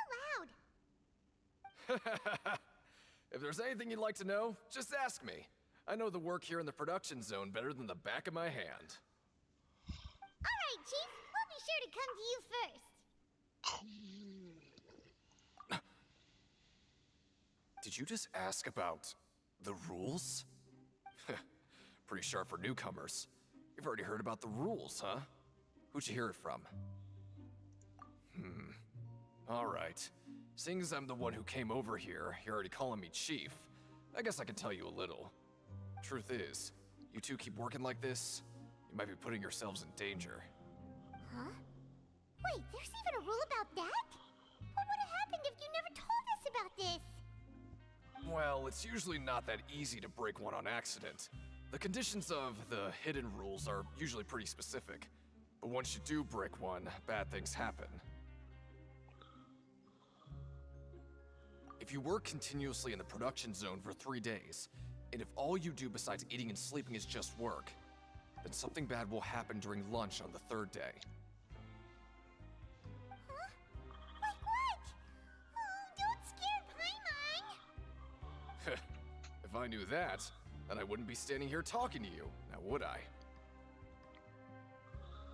You mean, even you have never tried working 3 days like that before? There's actually a legend about this rule. They say that there was a worker who worked way harder than me. He was both efficient and eager on the job, and most other workers couldn't hold a candle to him. One time, he tried to test his limits and worked as long as he could. Then during lunch on the 3rd day,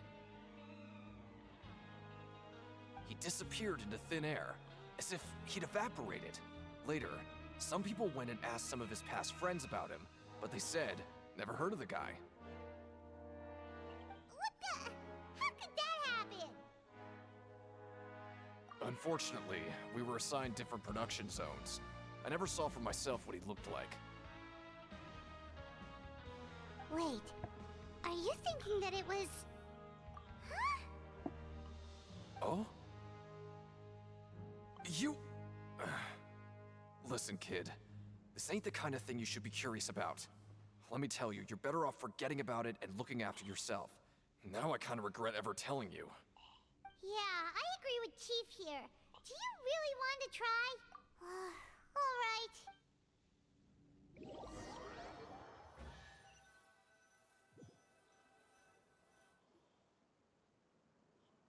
Whoa! Isn't this the super lucky meal? Looks like hard work really does get rewarded. Paimon's gonna take her time and savor every bite. What would you like to do this afternoon? Maybe we'll be able to find some leads there.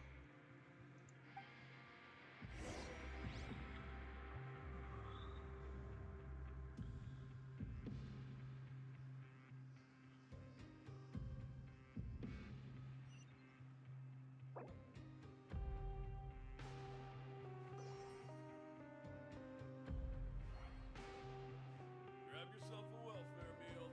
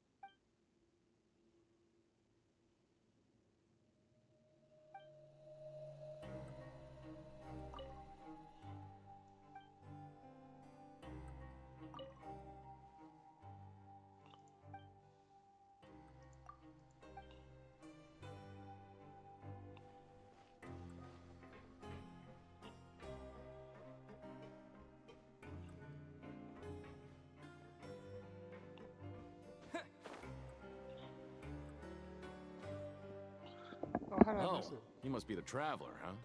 Sorry, mate, but competitors as strong as you are prohibited from participating. I don't make the rules, mind you, but I was given very specific instructions. Even convicts value their lives, don't they? I hope you can understand. But we have a game here that'll let you show off your strength, and you'll even earn some credit coupons in the process. And if we lose the game... Of course. That's the cruel reality facing every competitor in a Okay, great. Let me walk. The targets in front of you will pop up one after another. You'll need to hit the targets in the same order that they popped up. If you can complete a few rounds in a row with no mistakes, then you'll win credit coupons. But the second you mess up the order, you'll lose. Game over. The game costs 300 credit coupons to have a go. So, thanks for your patronage, mate.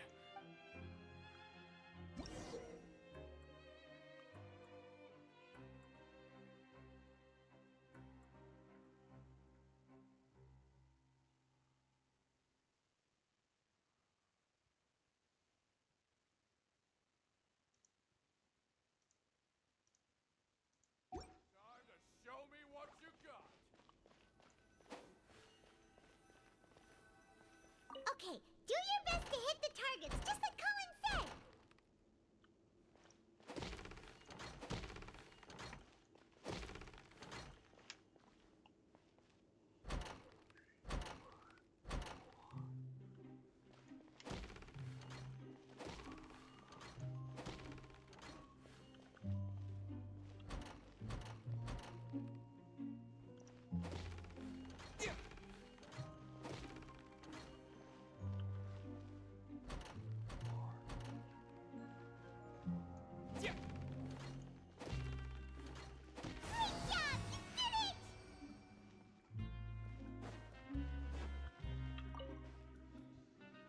Not bad. Not bad at all. Here, the coupons you won. Be sure not to lose them.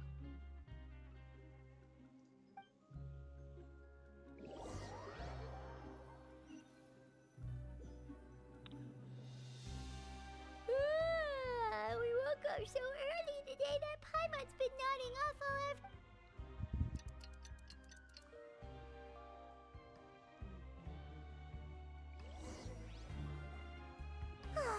The dawn of a new day. Paimon feels like we're getting used to life as convicts. Is that a good thing or a bad thing? What do you have planned for...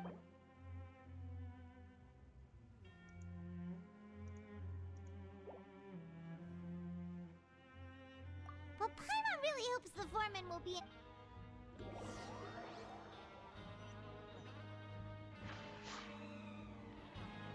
Look who decided to show up. Get your butts in gear and get to work. Time's a-wasted. Oh? What's with suddenly wanting to work so hard? Sure. Let's just say we really want to test our limits.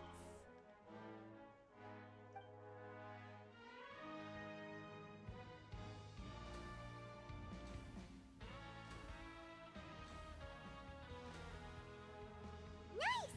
We did well today. Let's keep it up!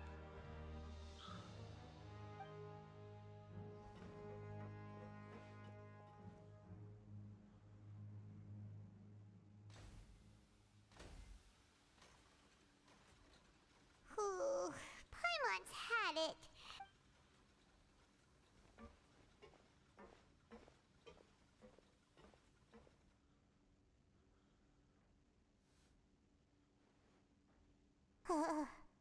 That's it. Paimon doesn't even have the energy to talk anymore.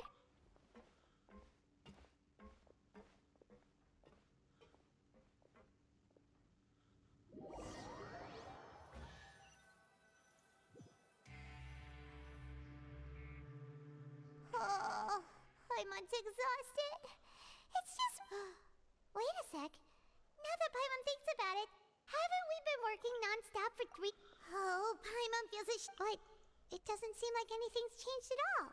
And we made it to the coupon... Are the so-called hidden rules only a rumor after all? Well, there's no use to just guessing all day. Paimon's stomach has been grumbling the whole time. Let's just eat already. Paimon wonders what we'll get today. Maybe we'll get the super lucky meal. Wait, What? What in the world is this? What is this stuff? Meat? But it looks and feels so bizarre. What kind of chef would make food like this? What do you think is going on?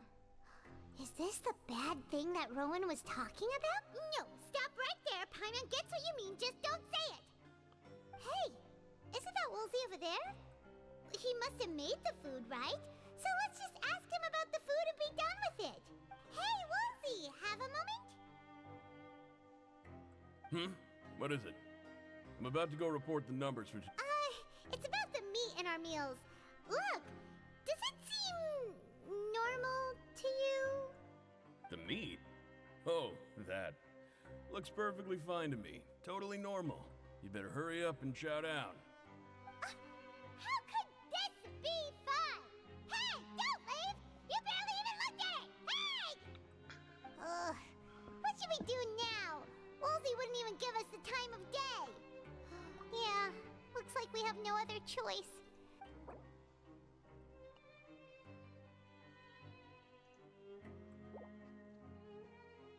What would you like to do this afternoon? Since we have time now, let's focus on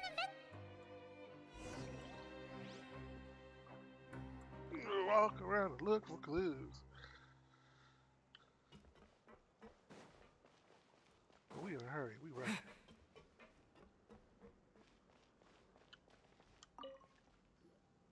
Oh, hello. You two are the ones who were with His Grace. No need to be so nervous. Sorry, I couldn't help but think of His Grace once I saw you, and I... Well, it's hard to say. Maybe I am. He's got a very overwhelming presence. It makes me feel like I'm just some insignificant little bug. Wait, seriously?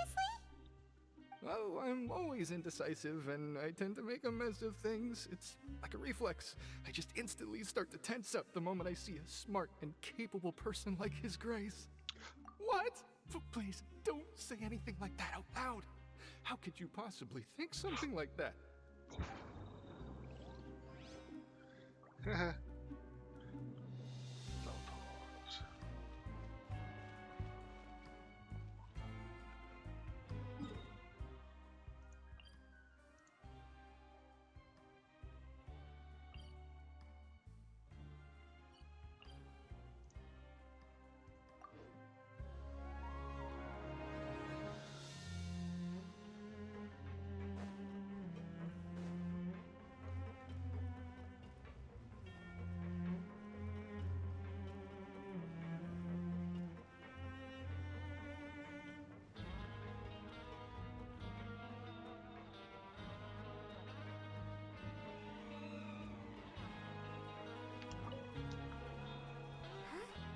Rowan?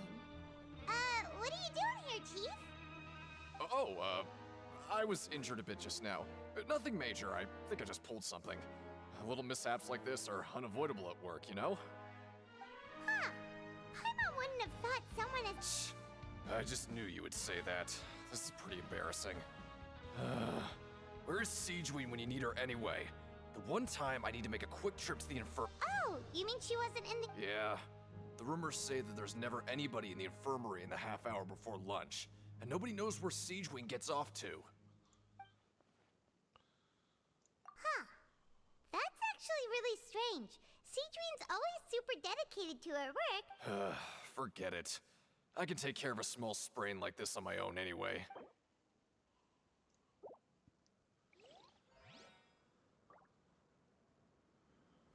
Well, that. Oh, wonderful. I was worried that you'd be busy trying to earn credit coupons all the time, but it seems like you haven't neglected your investigation work after all. Paimon likes having more coupons, but no one wants to work all the time. Have you also been investigating the area, Lynette? No, I was just slacking off, and you happened to catch me. My brother is still obsessed with anything remotely related to the Forbidden Zone. But knowing him, it won't be long before we get more leads. Oh, before I forget, This is for you. Huh? Credit coupons? Why are you giving us these? I've been here longer than you, so credit coupons aren't a resource in particularly short supply. What is in short supply are interesting people to talk with. Aw, that's so nice of you, Lynette. We'll be sure to make good use of these coupons then. Thanks a bunch! She's very talkative for somebody who, generally speaking, was shy.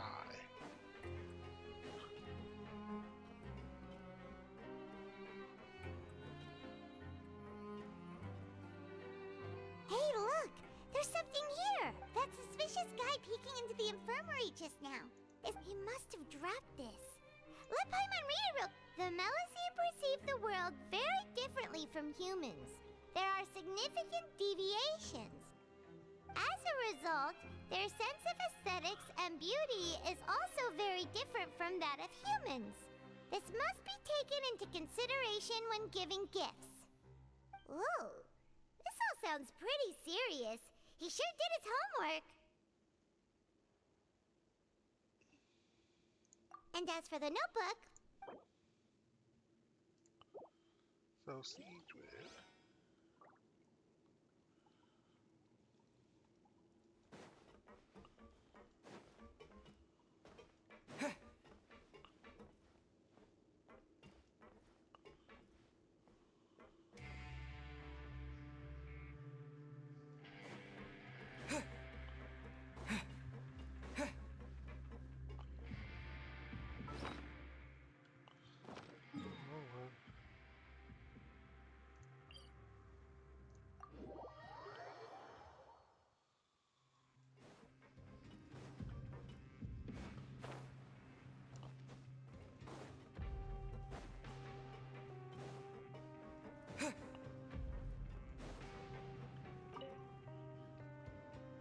Hey! It's the Traveler and Paimon! No need to tease me, okay? I won't trip on the same step twice. Just like His Grace said, paying attention to every little detail is the key to prosperity. Maybe this is the true meaning of rebirth, not just earning credit coupons.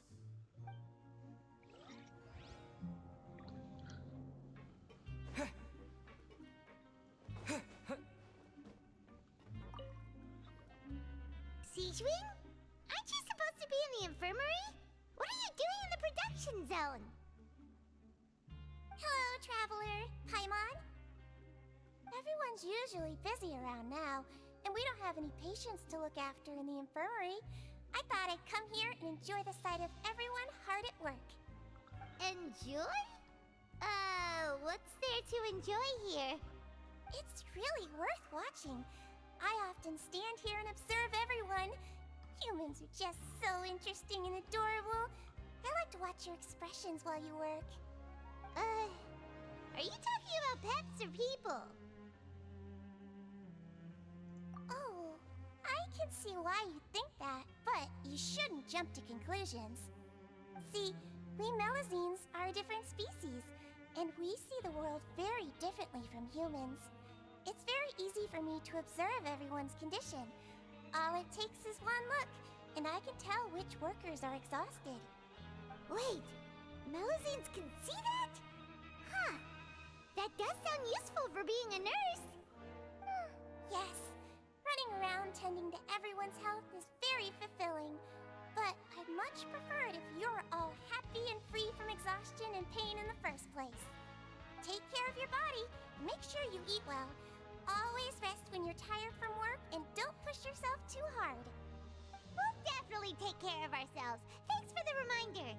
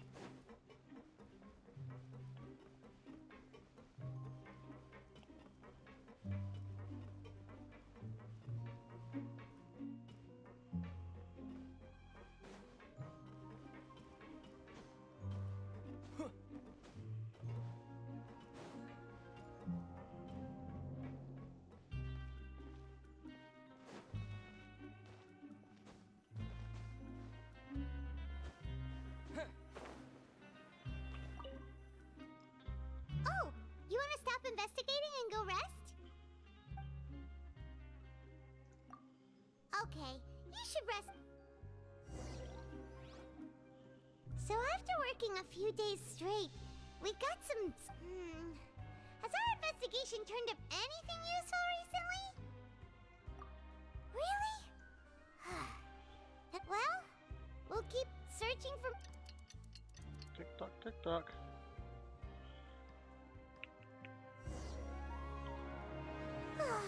The dawn of a new day.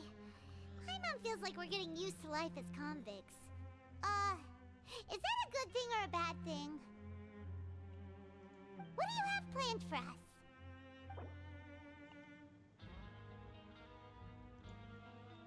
Okay.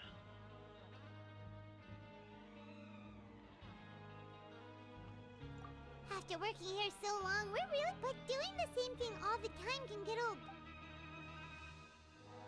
Yeah, it's good to kick back and relax.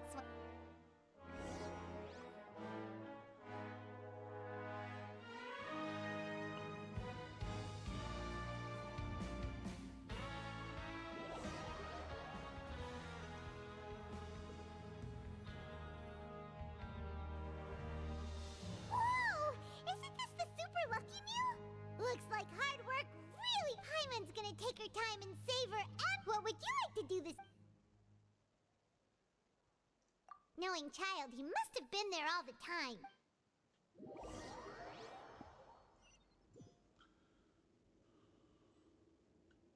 Oh, back for another try? All right, then get ready to play.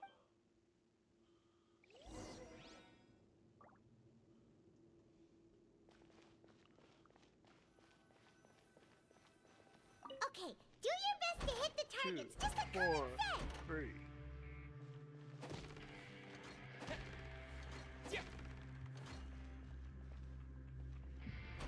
Four, 3, 1.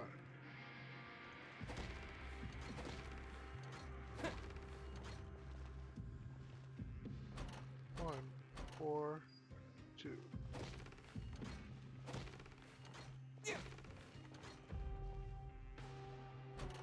3, 1, 2. Great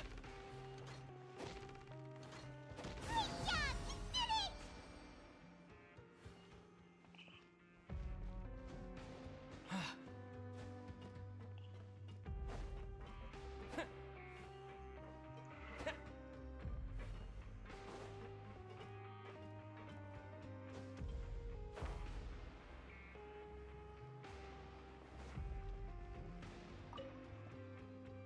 Your strength really shouldn't be underestimated.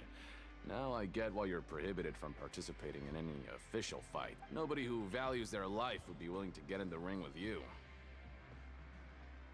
However, you two haven't tried betting on the outcome of a pancration match yet, have ya? Just go talk to Rusimov. Buy a ticket for whichever fighter you think will win. There's a big payout if the fighter you support comes out. But we don't know anything about the fighters.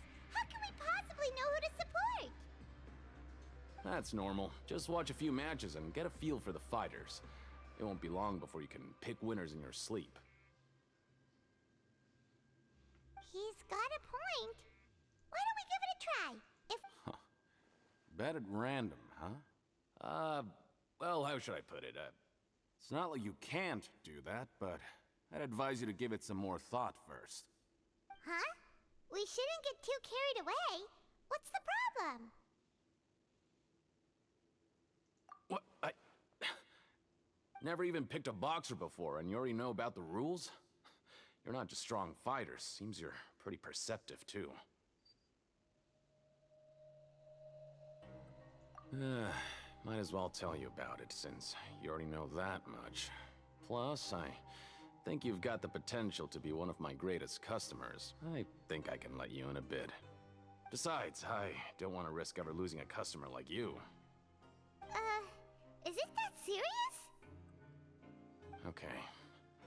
The hidden rule here is, if you buy both boxers' tickets and support them both, something bad will happen the next morning. So the rule is that we shouldn't pick both boxers in the same fight. But if anyone actually did that, Wouldn't they be guaranteed to lose coupons? Who would do that anyway? And what do you mean by something bad will happen? How would I know?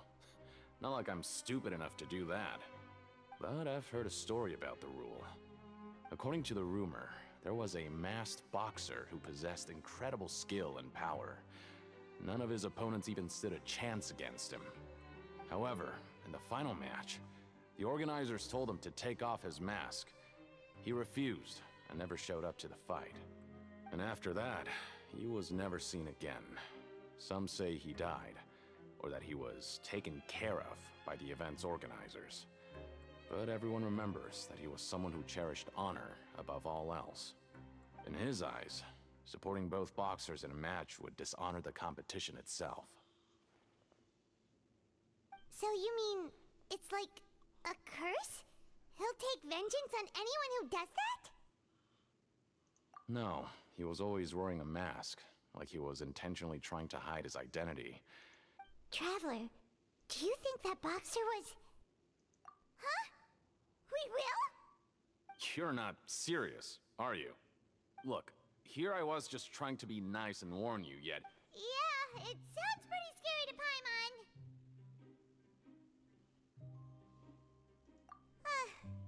Seems you've made up your mind. Just be sure to protect Paimon, okay? Betting on both fighters will set you back about 3,000 credit coupons. If you have enough, then go ahead and give it a try. Just don't come running back to me if something happens.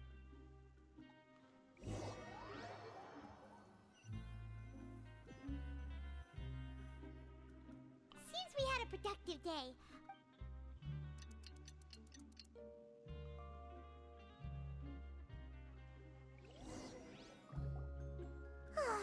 The dawn of a new day. Paimon feels like we're getting used to life as convict. What do you have planned?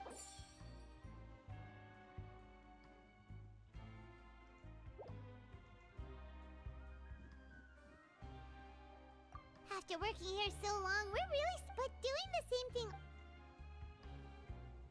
Yeah, it's good to kick.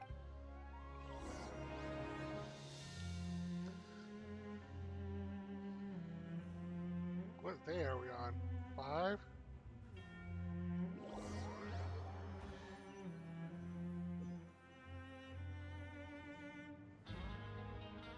Whoa! Isn't this the super lucky meal? Looks Paimon's gonna take her time and savor. And what would you like to do this afternoon? Sure! If we're not going to work, then let's kill some time and...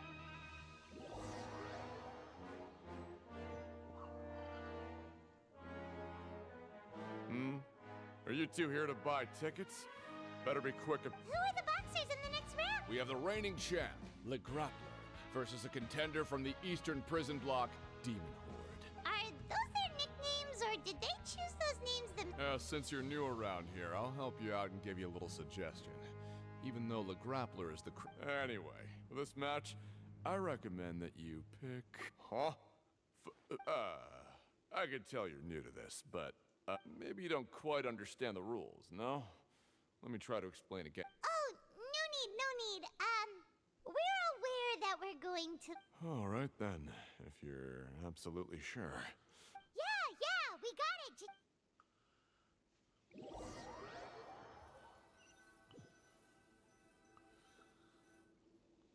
Aw, looks like we won't get a chance to sleep in as long as we're here.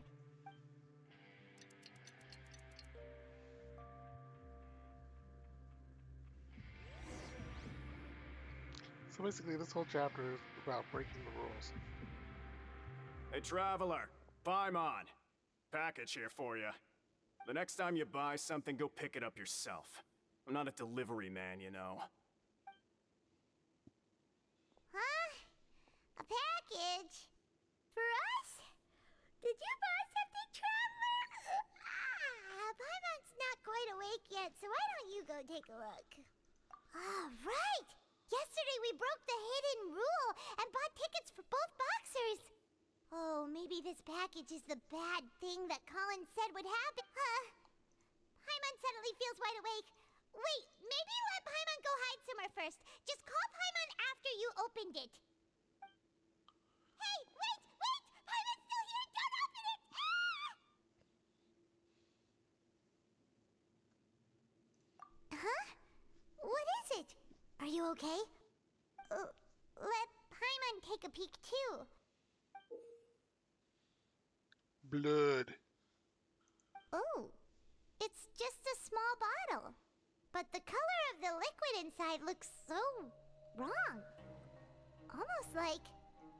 Alright, that's enough of that. No need to say it out loud. Paimon already knows what you're trying to say. Ugh! No way! Get that stuff away from Paimon! Paimon thinks we shouldn't open the bottle until we figured out what's going on. Just trust Paimon on this one, okay?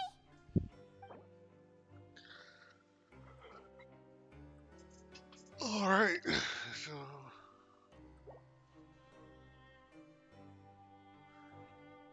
What do you have planned for us? Though it feels nice to slack off a little, less work means less coupons. Oh man. I wanted to put some more work in and make more coupons.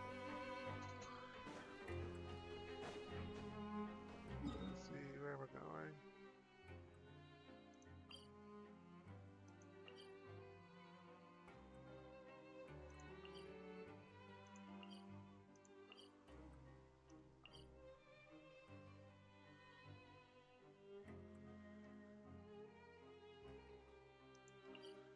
So that same level as...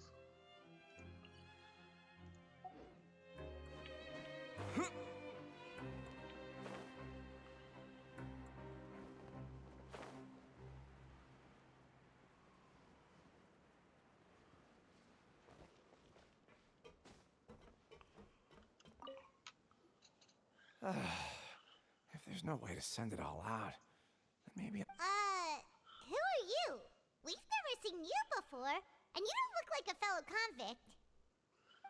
I'm not! Of course I'm not.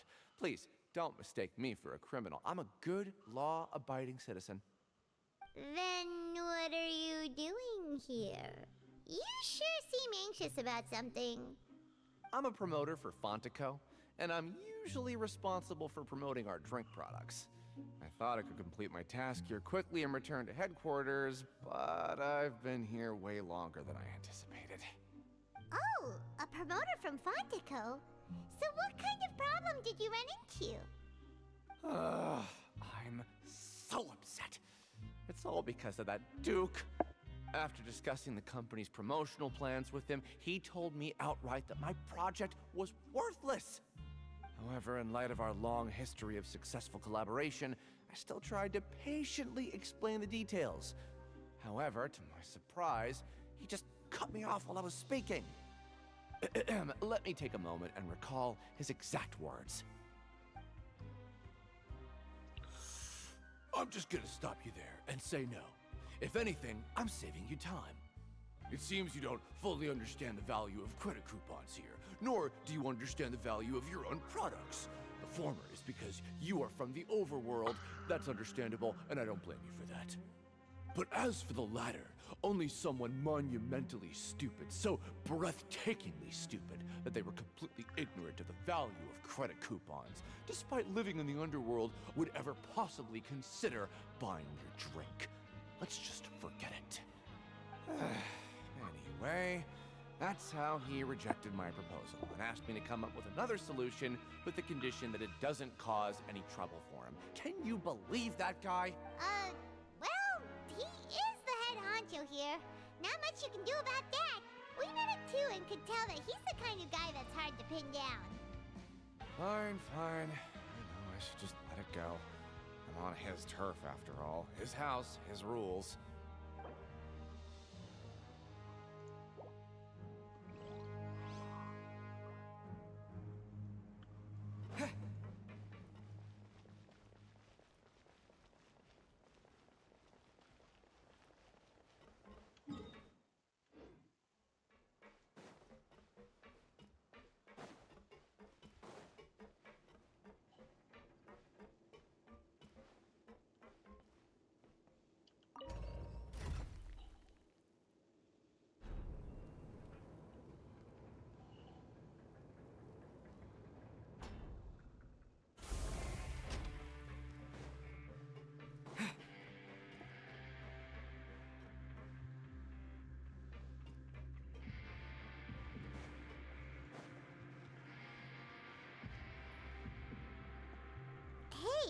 What are these papers scattered all over the ground? Are they registration forms or something? Maybe not. Every page has the Fontaco symbol on it. Maybe it's some flyers from the company. Okay. But if someone catches us, they could accuse us of trying to steal the company. Oh, you're right. Guess there's nothing to worry about then. Let Paimon have a look here. Without assistance from the Fontaine Research Institute, development of the new product has been slow, and some researchers on the project have voiced concerns. We have no choice but to let the new product undergo the first phase of promotional trials without a designated name or packaging. We will adjust the direction of future development according to feedback. We have decided to only conduct closed, small-scale trials for the time being. Sure doesn't seem like anything unusual. The company is just trying to develop some new products besides Fanta. But it sounds like things aren't going well at all. Let's put these papers back where we found them.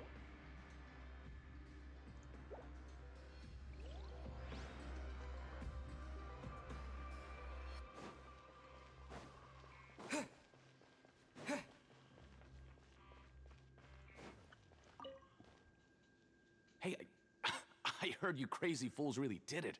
You bought tickets to support both fighters, didn't ya? Well, the next day we received a mysterious package. So it is real. You didn't become cursed or anything like that, did ya? Are you both still okay? Wait. Are you sure that it's still you controlling your bodies right now? Paimon's not sure. What do you think, Trap? Oh, okay. Well, that's good. Yeah, you two don't seem to have changed. Still, I didn't expect you would actually do it. You'd actually throw away coupons like that just to satisfy your curiosity? Even if we bought tickets like everybody else, it's not like we could hope to earn any coupons. When it comes to things like this, it's always the organizer who makes the real profits. Hey, just what are you trying to imply? The Pancration Ring is an honest business, and we really don't make much from selling tickets. We make so little that even the current tournaments can only be held thanks to funding from the producer of Fanta. Oh, so it's the company that manufactures Fanta sponsoring the events? Paimon thought all of this was thanks to the Duke's support. Let's just say it's a mutually beneficial arrangement. They reached out to us first, hoping to promote Fanta products in the Fortress of Meropide. Anyway, you try and take extra good care of yourselves these next few days, you hear?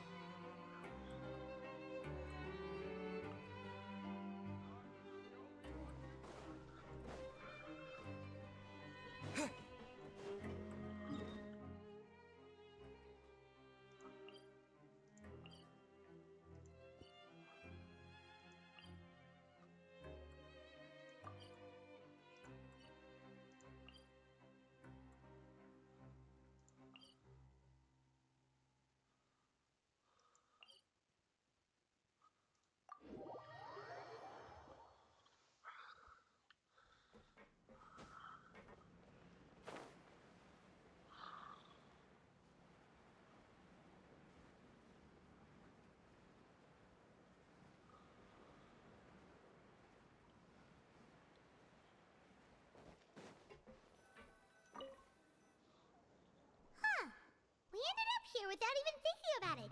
Wanna grab something to eat? Alright, but remember that we bought this time with coupons, so let's make better use of it next time.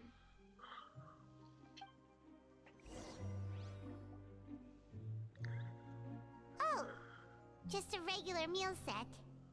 Guess Paimon shouldn't get her hopes up. What would you like to do this afternoon?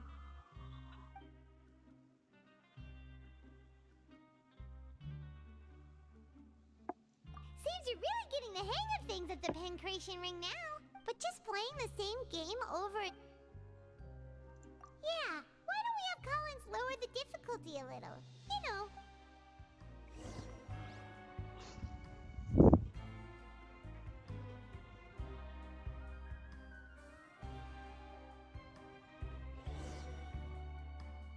mysterious box, a bottle of crimson liquid. Paimon's. Do you have any ideas, Traveler? Really? Well, maybe we'll have better.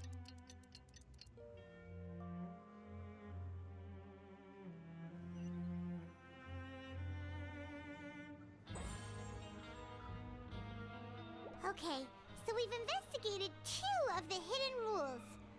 Paimon didn't think this prison would have so many weird things going on. We'd better pick up the pace with our investigation, otherwise we'll never get anywhere.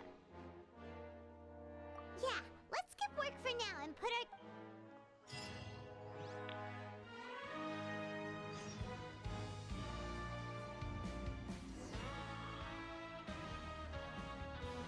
Alright.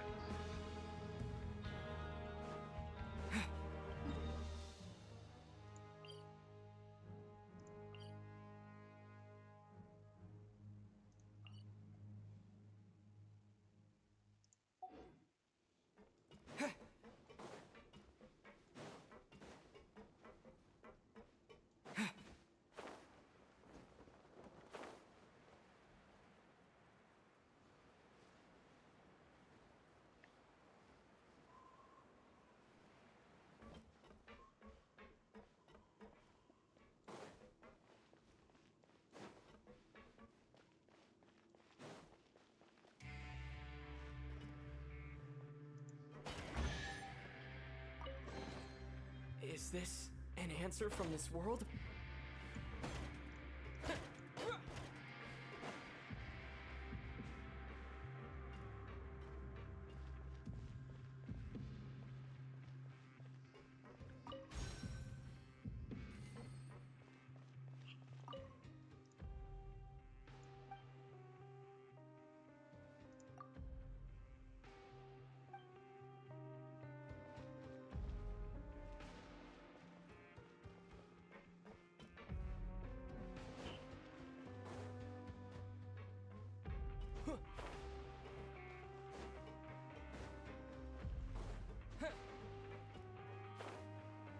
Hey, isn't that Vidocq over there?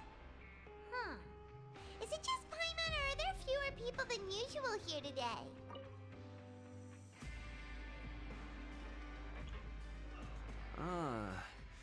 Seeing you at this time must mean you've already saved up a lot of credit coupons. Or at least enough to skip work. Seems you're getting into the swing of things around here. Impressive. So, now can you tell us about the hidden rules you know? If that's what you want to know, I guess you couldn't have come at a better time. Huh? Leonid and those other pesky broke urchins have all gone to work in the production zone. I wouldn't want them listening in without paying up. We get it! Just tell us already! So, you know those pipes that make strange sounds? Don't ever, ever go near them at night. Even if you manage to avoid the guards, you might find something even more terrible there. Something even more terrible? Like what? A group of cannibals. Cannibals? In the Fortress of Meripede? Every month, they meet a few times in the dead of night. Rumor has it they might be connected to the people that have disappeared here. But what's even scarier is that they have a special proclivity. Since they have no way to dispose of the leftover remains, they have ways to transform them into other forms and keep them in the fortress forever. Paimon might already know what you mean by other forms. So that's what's going on here. You two look pretty skeptical. No matter, learning the truth behind dark secrets isn't necessarily a good thing. I've got things to do too. I suggest you just act like I never told you anything. Traveler, can we just trust him on this one? Oh, Paimon doesn't want her blood and flesh entombed here for all eternity? Oh, so that's how you see the situation. Huh. You know, Paimon does feel a little better about it now.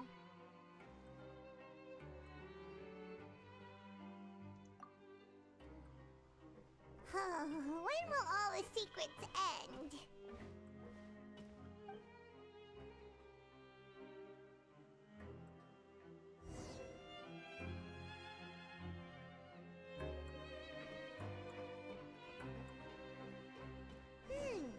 Vidok isn't here.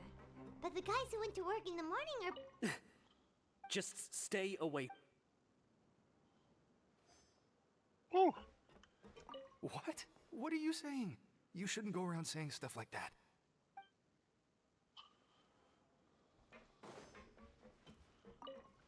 What are you talking about? Listen, you should keep your nose out of other people's business.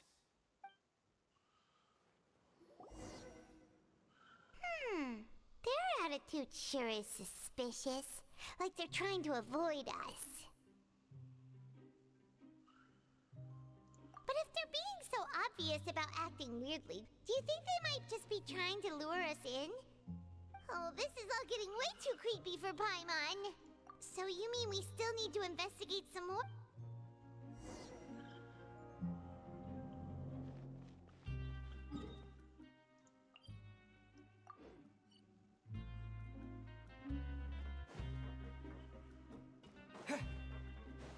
Waypoints are coming in handy. Hello,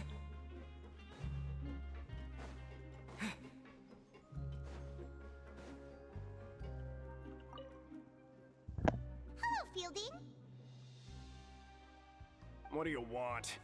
Criminals like you ought to be working right now. Catch my drift. We just want to ask you a simple question. Have you ever discovered anything odd during your nighttime patrols? Why are you asking about something like that? Whatever happens at night isn't your concern. All you need to worry about is getting enough sleep. Well... right! We've heard it happens a few times every month. Paimon has sensitive ears, so it makes it hard to sleep. Really? I see. But it's not like I'm on duty every night. And now that you mention it, I recall my colleagues talking about something like that before. They say that strange things tend to happen at night on pipe cleaning days. Lots of us don't willingly take those shifts. So, what happens at night on pipe cleaning days? And they just conduct regular cleaning of the fortress's drainage facilities. There are 3 pipe cleaning days per month, and it just so happens that today is one of the scheduled days. You can try to confirm the sounds tonight if you want, and if they're real, then I can report the issue to my superiors for you. Oh, okay. Then we'll keep both ears out tonight. Now, if that's all, then I'll be leaving now. I advise you not to try anything funny, though. Even if I'm not on duty tonight, someone will still be watching you. Don't worry, we don't want any time added to our sentences. Oh, he left. So what do you think about the pipe cleaning days he mentioned? Right, both are a possibility. But Fielding did say that tonight is a cleaning night. Paimon knew you would say that. Alright, sounds like we'll be up all night tonight then. Paimon just hopes the guards don't catch it. Ooh, about to sneak over.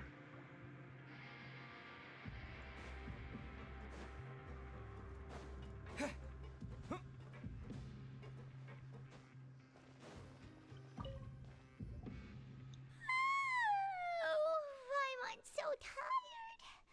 But we can't sleep yet. They'll be cleaning the pipes tonight, so it's the perfect chance for us. Whatever. Just be sure to wake. Huh? Traveler? Did you fall asleep already? Oop, dream sequence number 2. What's up, child?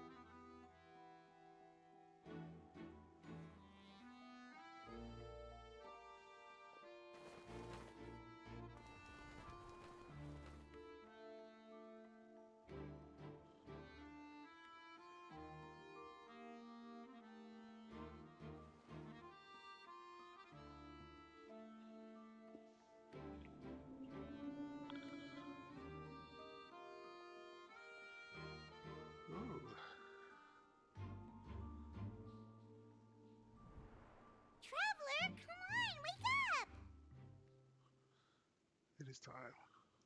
Oh, it looks like you were just peacefully sleeping to Paimon.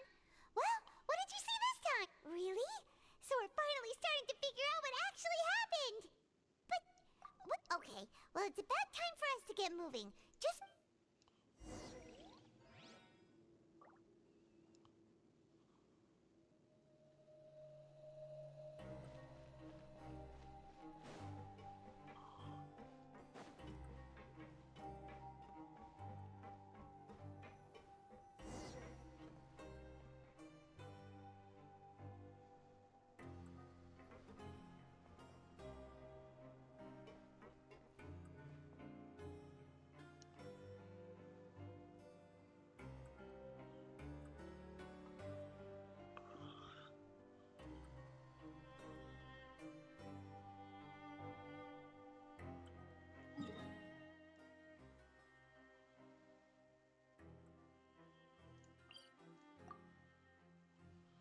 Ah, interesting.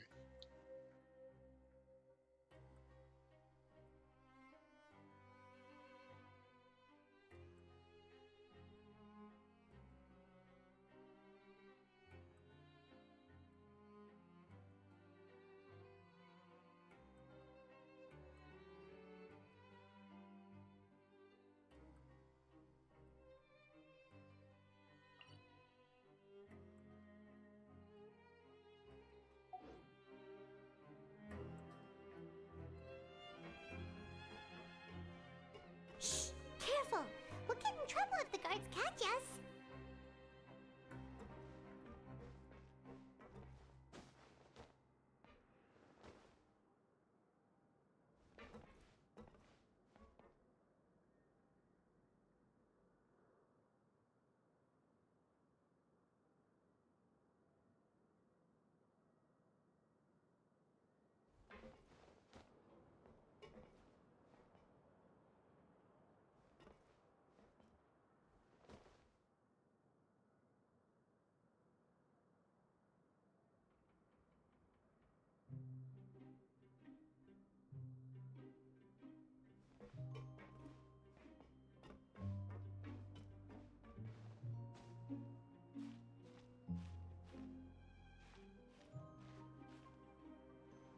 Uh-oh! They spotted us!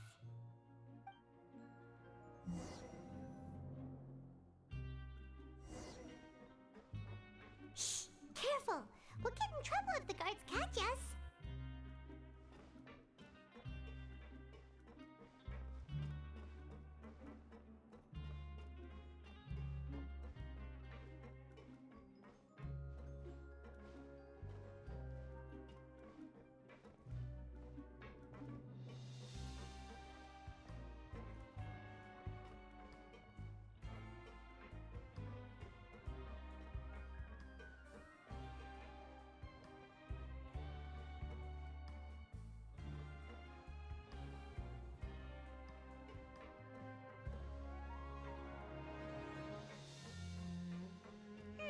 This should be the place.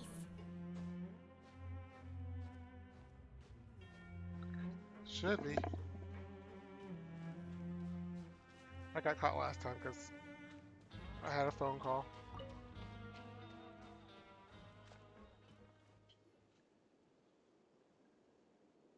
What? I know you. You were the ones we saw. Huh. You've got guts showing up here. You know who we are, right? You'd better leave now. Ain't nobody coming here to save you. What'd you say? Yeah, so what if they were?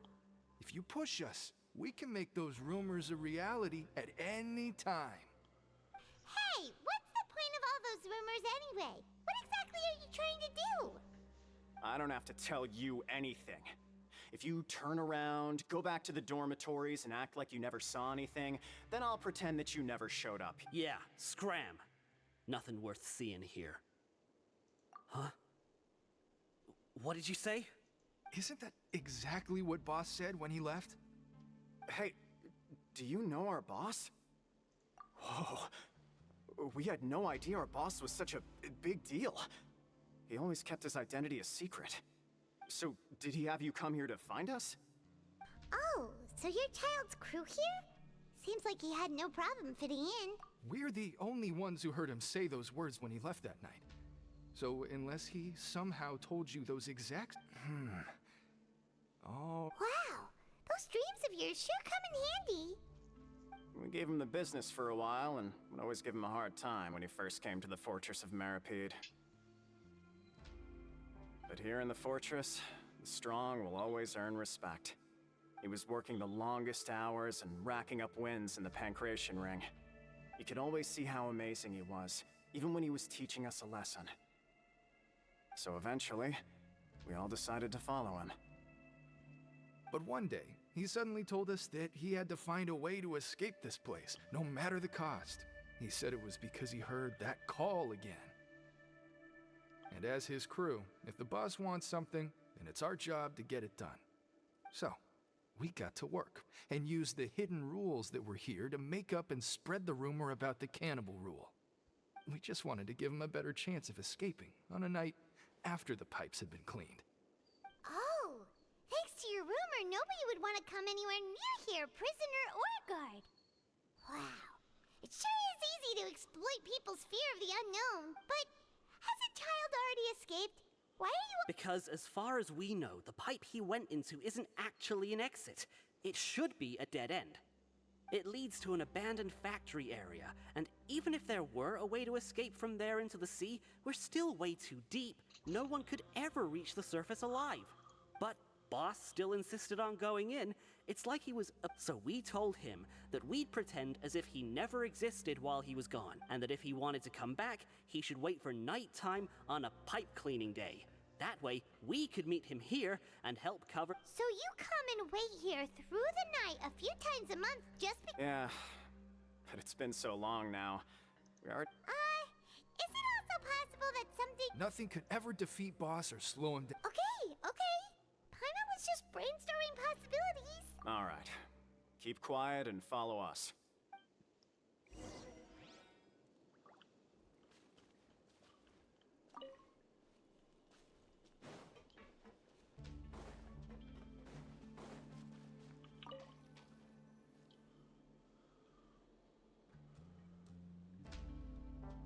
The way up from here has been sealed off. It's impossible to get through.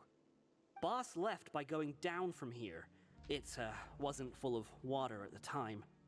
Later, we came back hoping to have a look. That's when we found out it had been completely flooded. It's impossible to navigate unless you're an extremely skilled diver. Do you think Child got trapped? Not likely. We all know that Boss... Really? Then have him come investigate. Pronto. It's getting late. We should... Yeah, we learned a lot about what happened to Child. I thought for sure we were going to go after him right away.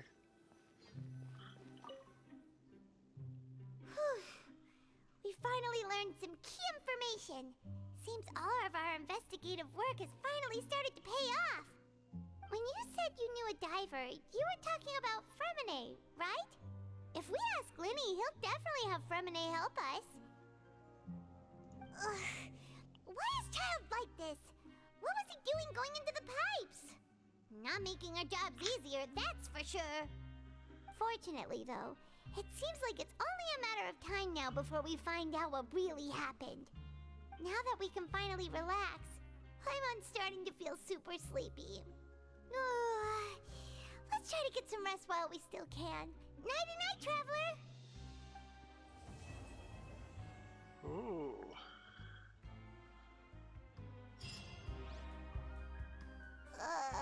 It's morning already? Paimon still needs more sleep. Huh? Wait, look over there! Isn't that... It's one of Linny's cards! Let Paimon see what's written on it. Maybe you haven't heard, but today is the monthly free day. Everyone has the day off today, which makes it the perfect time to do some investigating. It's been a while since we last talked. Have you been making any progress lately? Let's meet at our usual spot in the factory area before lunchtime. I have new information. Ooh, today's our lucky day. We have the day off. From the sound of it, Lenny's been making progress with his investigation. Wonder what he's discovered. We still have some time before we meet up. Let's talk with the people here for a bit more before we go.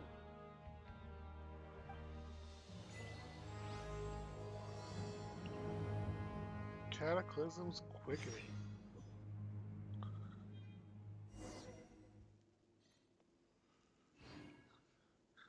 Alright, this is a wonderful place to pause, take a little break, stop, aka the family's going to be here in about 5 minutes, so I gotta go.